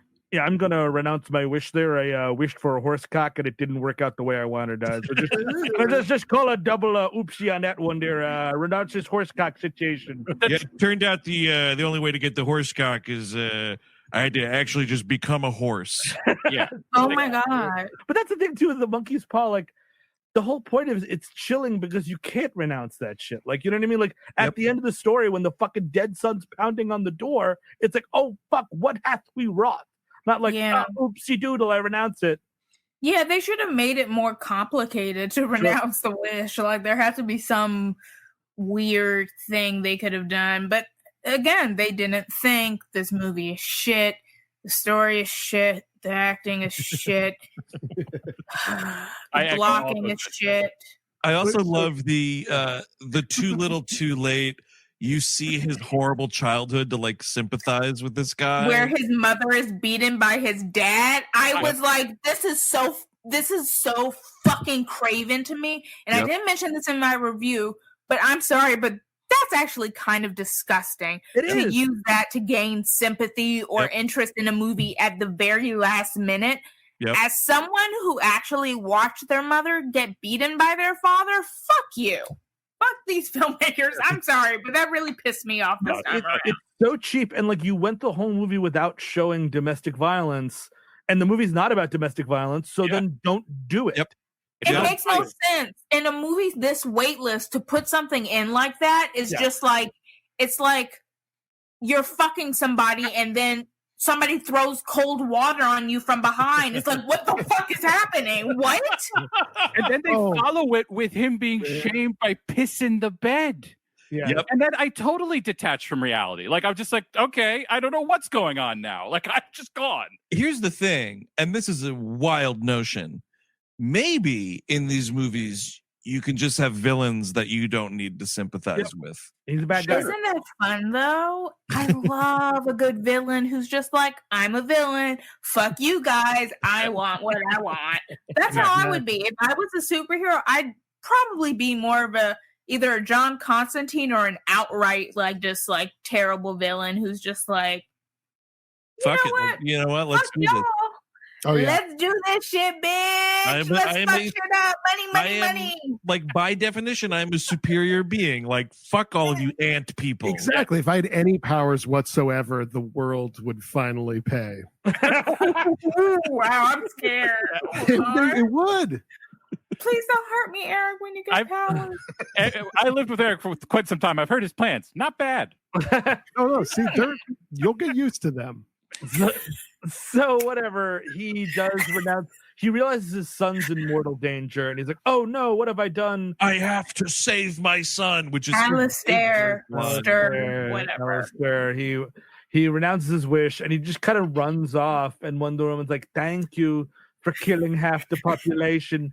Bye now. Hope your son's okay." After renouncing his wish, he somehow still gets Air Force 2 to drop him off. That's a really good point. Very nice. They're very forgiving. Like in whatever dumb field that Alistair is in. You're lucky we're going back to DC anyways. Cop in. Oh wait, so he's not on the highway anymore. He's on a forest. Okay, an open field. Okay, dude, this kid wandering around, man, I was laughing. It's so funny. It's so funny. Daddy, I wish you were here. I wish you were here. I'm like, what the fuck's going on? What? Doesn't anybody notice this child? Like, I would just be like, there's like a very young child running around calling for their daddy, and it looks like an absolute war zone. What's happening? And then he just runs, and they have their like moment in the field, I guess. He's like, I'm not a what does he say? He's like, yo, I'm not not number one. I'm not a great man. I'm a pretty messed up loser guy. I was like, I still feel nothing for you though. So, sorry. And he's like, oh, I just love you anyway. It's like, oh my gosh. Yeah, like, oh, you didn't need to be number one for me, Dad. You're my dad. That's enough. I love you. Like, Daddy, don't worry. You're definitely better than Tina, my mother. I was thinking about I didn't have to do anything, huh? You just love me. I could have just not become this crazy supervillain. That is information that would have been helpful to me yesterday. Remember all the early shit with him and like, I'm gonna buy you a pool and a helicopter, and like that's before you became the Wishmaster. Yeah. Oh, I wish he was the Wishmaster. Actually, that would have been very fun if the Wishmaster was in this movie instead. Yes. I mean, it would have been fucking sick. Andrew Divoff, it would be great. Yes, exactly. He would be vamping it the fuck up. And I think you need, like, I feel like Pedro Pascal is like, he gets there in moments. And then Kristen Wiig gets there in moments. And then Gal Gadot is at home drinking tea, apparently, when she makes these scenes. I don't know what the fuck's going on with this girl. And Chris Pine is just like, I'm here for the ride, I guess. But like, just imagine how different it could be. It would be pretty great. Are you going to sing the Imagine song like Gal Gadot? No. Oh, no way. Wouldn't that be really like fucked up and meta if I like did that after trashing her for like a very long time? But no, I'm not. I'm really not gonna do that because I love myself and I love the listeners out there. There you go. So he gets off without any consequence whatsoever, by the way. Hey, Wonder Woman, why don't you follow up and fucking bring this guy to jail? What are we doing? No, aren't you all about justice, right? Maybe. He almost destroyed the world. Like World War III? It's so dumb. And he did it all on purpose. It wasn't like he was possessed by anything. Like he was like totally in control, it seems, the entire time. I don't know if we mentioned, but like there were the nukes were in the air between the US and the USSR while this was going on. So and then they just disintegrated in the air while this was going on. Oh, that's just a classic unwishing. Oh yeah. Oh, I thought it was a shitty Soviet missile just breaking up in the atmosphere. That's before 1968 kind of a situation. I mean, that's the fucked up message of the movie is like forgiveness means that you never have to face consequences. Yes, which is not true. Fucking terrible thing to think. Yeah, dude, that's all the tenets of Catholicism right there. Good. And if I'm wrong, I'll recant on my deathbed. So can we stop talking about this movie? I would love to. Yeah, so there's a Christmas scene, and we got to cut over to the Hallmark Channel for a second, Steve. I know. Oh my god, I put that in my review. I was like, what is this Hallmark Channel ass Christmas motherfucking bullshit. What is happening? You know what? I now decide not to be Wonder Woman in the big city. I'm going to live on this Christmas tree farm with this Canadian hunk. Oh God. We're going to grow poinsettias. What was I gonna say? Something about this? Oh, has it been confirmed whether or not this was we changed the release date from May to December, so we're gonna end it? Like, it has to be. There's no way this movie, if it hadn't been fucked over by COVID, is ending at Christmas. The only evidence I have against it is there's a lot of extras in this, and if you were to film it via COVID, you would probably have not quite so many extras, but I have no confirmation. See, they're just expecting this to become a holiday classic. May, when we watch it in December, you'll smile. It's just so fucking dumb. And she's walking around and whatever. I mean, there's a snowball fight. The dude who was possessed by Chris Pine like walks out in the outfit that she thought was nice that Chris Pine didn't. And all of this ultimately comes like that whole scene should be he asks her out and she accepts and moves on. Instead, it's just like we get a happy holidays. He smiles awkwardly 4 times and then leaves. Also, if I walk outside my house and a woman who looks like Gal Gadot compliments me on my outfit, I'm making a move. You know what I mean? Yeah. It's like, you want to get some coffee or something?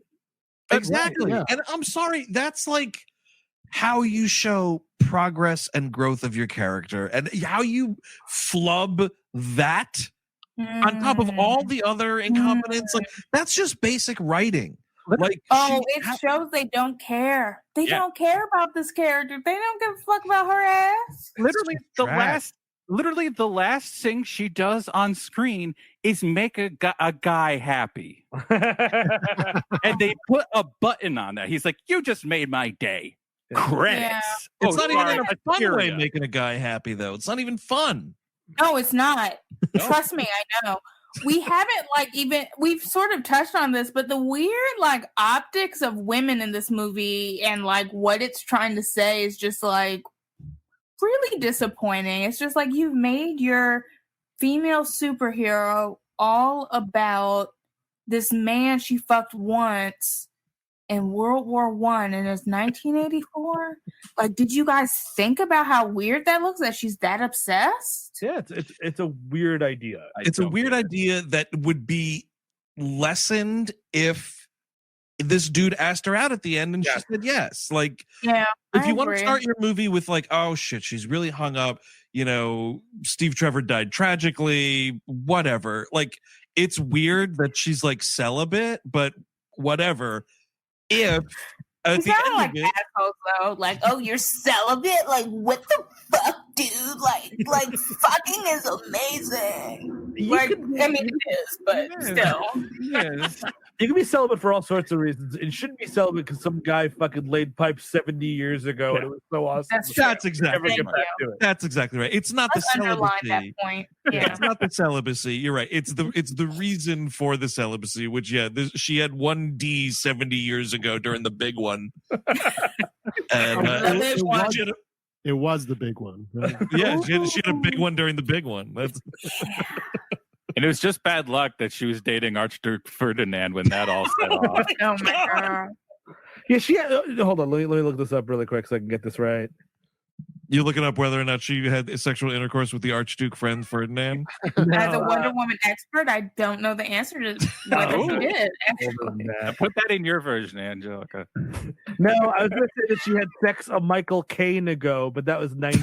He's almost 90. So, but you see what I'm saying here.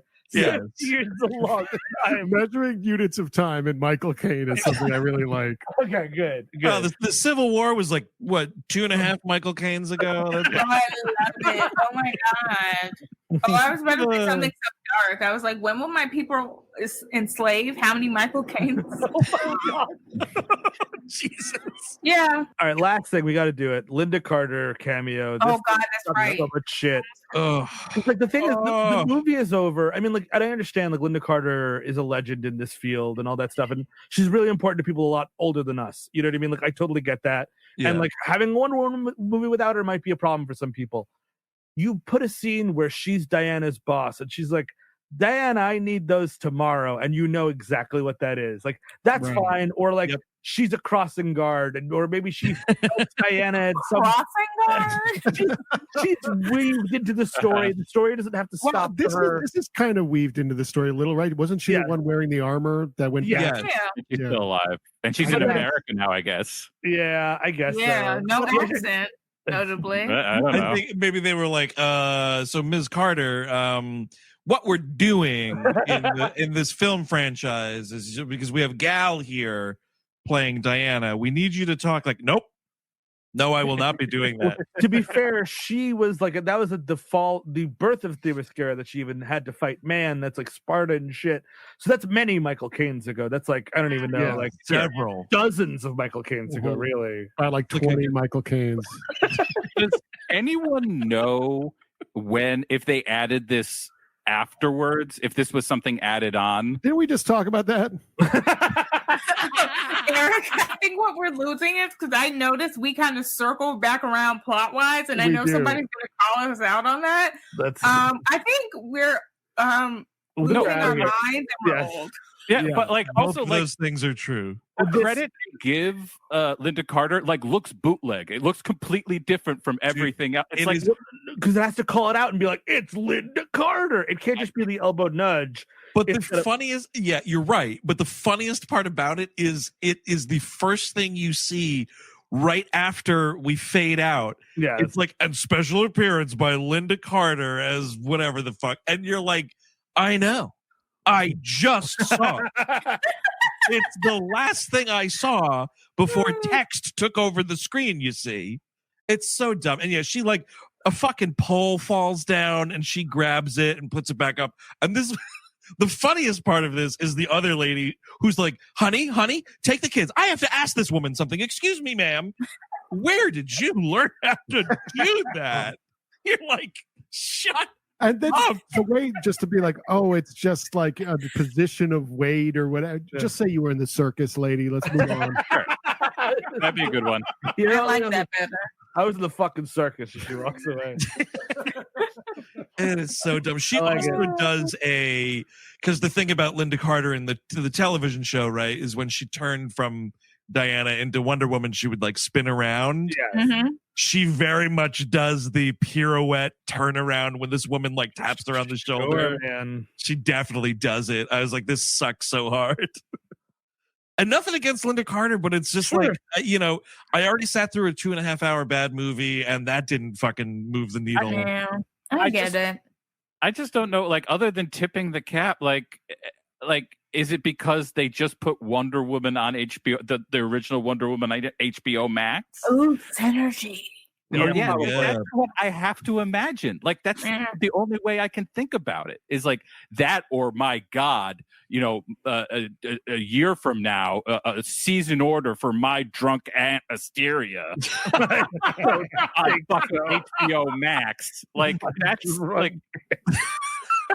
Those are the only two options I could think of why you would have this like this is either like, I want you to watch the stupid show we paid money to put on this fucking thing, or we're setting up something. Also, Linda Carter's show was in the 70s. Make this movie in the 70s, maybe. Sure. Yeah, there's something, right? Yeah, I don't know. It seems like another thing is it's too little too late. Like, we've seen Wonder Woman in 3 other movies, including one of her own. Like, that cameo is in the first movie. Like, that's where you put that. Yeah. The fact that you put it at the end of the second movie like that, unless it was like we really made a concerted effort and Linda Carter was busy, which I don't know, it's a cameo. You can kind of film it whenever. Like, it seems just like an afterthought at this point to put her in the sequel, especially just in the stinger like that. Exactly. Yeah, I don't know.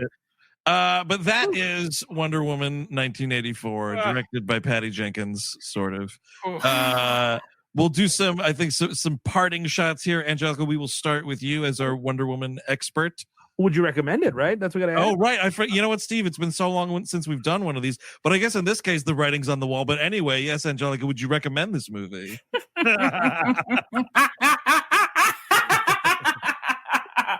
I did my best evil laugh for you guys, and I hope you enjoy it. But no, I'm not gonna recommend it. You know, I know people sometimes look at critics and they're like, "Oh, there's a pile on. They don't know what they're talking about. One day this movie is going to become a cult favorite." Or some other bullshit. And I'm here to tell all people like that, and you can put me on the record. You're wrong. This is just a shit fucking movie. It does a disservice to the character to the point where I don't understand who this movie is really for. I know we kept going over it, but I just can't imagine that Warner Brothers can be that dumb that they can like be interested in these bottom dwellers who are like obsessed with a Snyder cut. Like, can it? Yep. Is it really that dire in Hollywood that like people are grabbing onto whatever they can hold to? I don't know. I mean, it seems like there are a larger number of better fans out there to cater to. They're just not insane maniacs on message boards, so their voice doesn't get heard as well, which is unfortunate.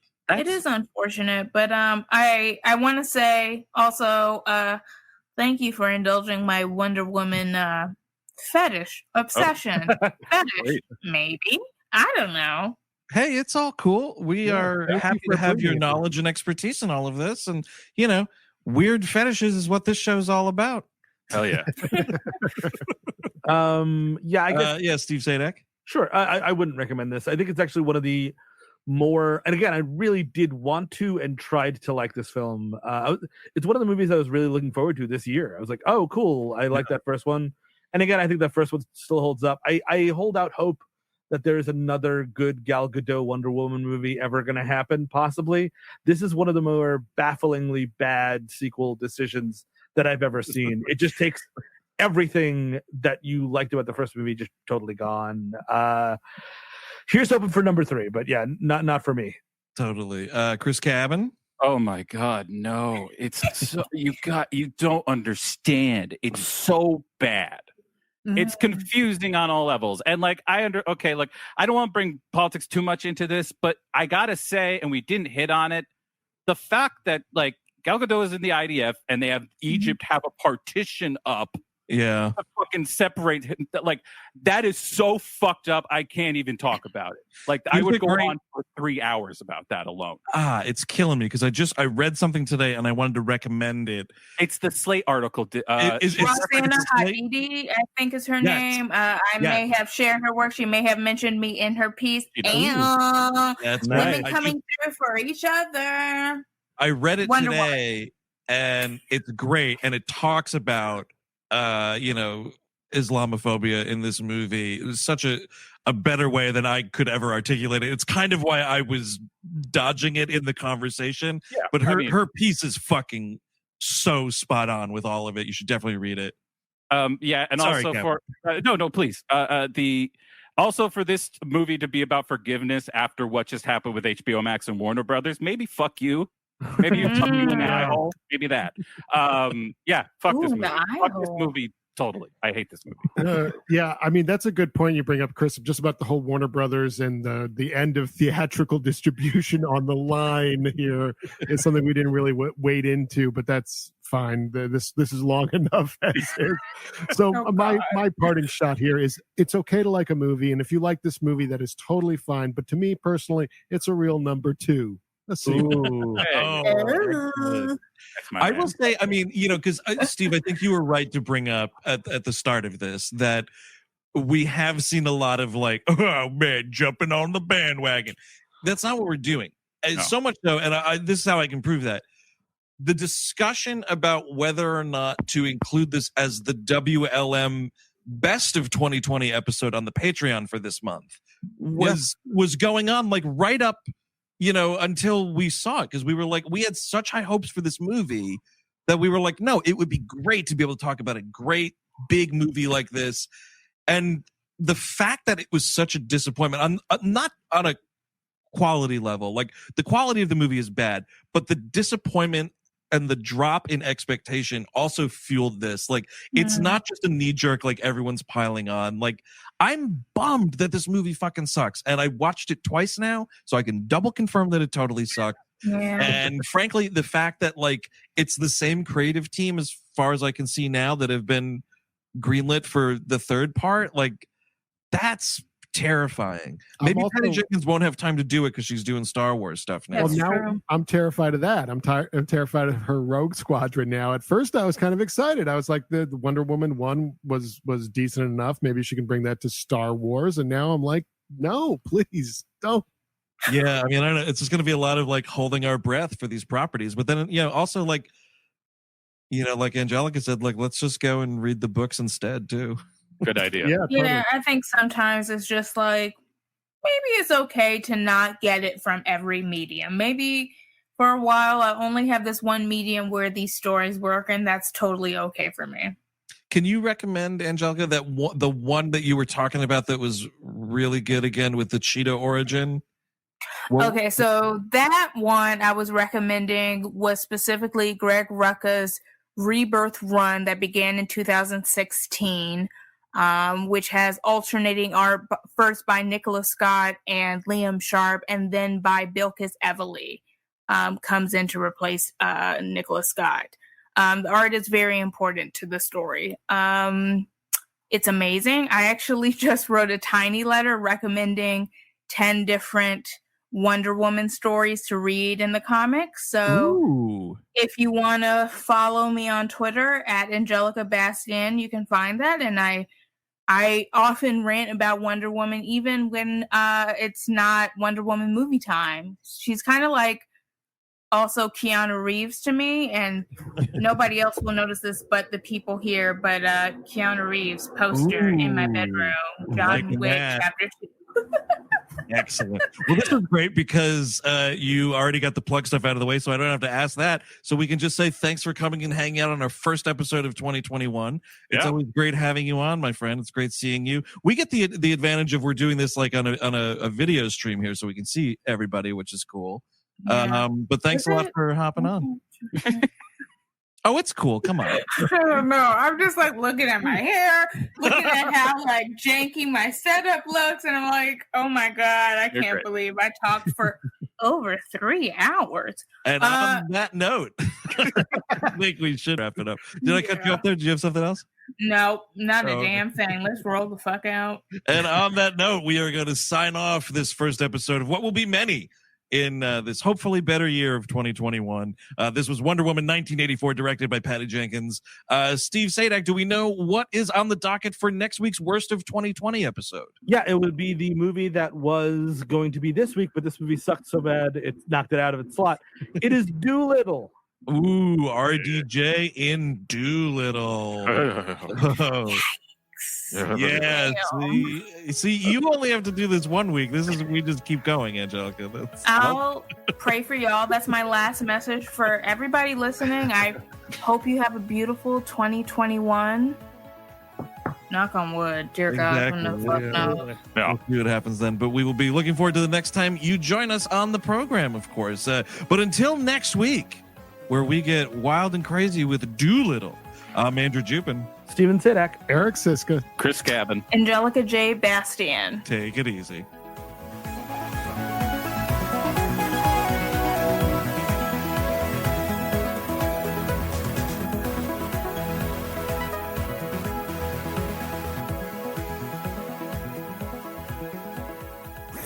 That was a HeadGum podcast.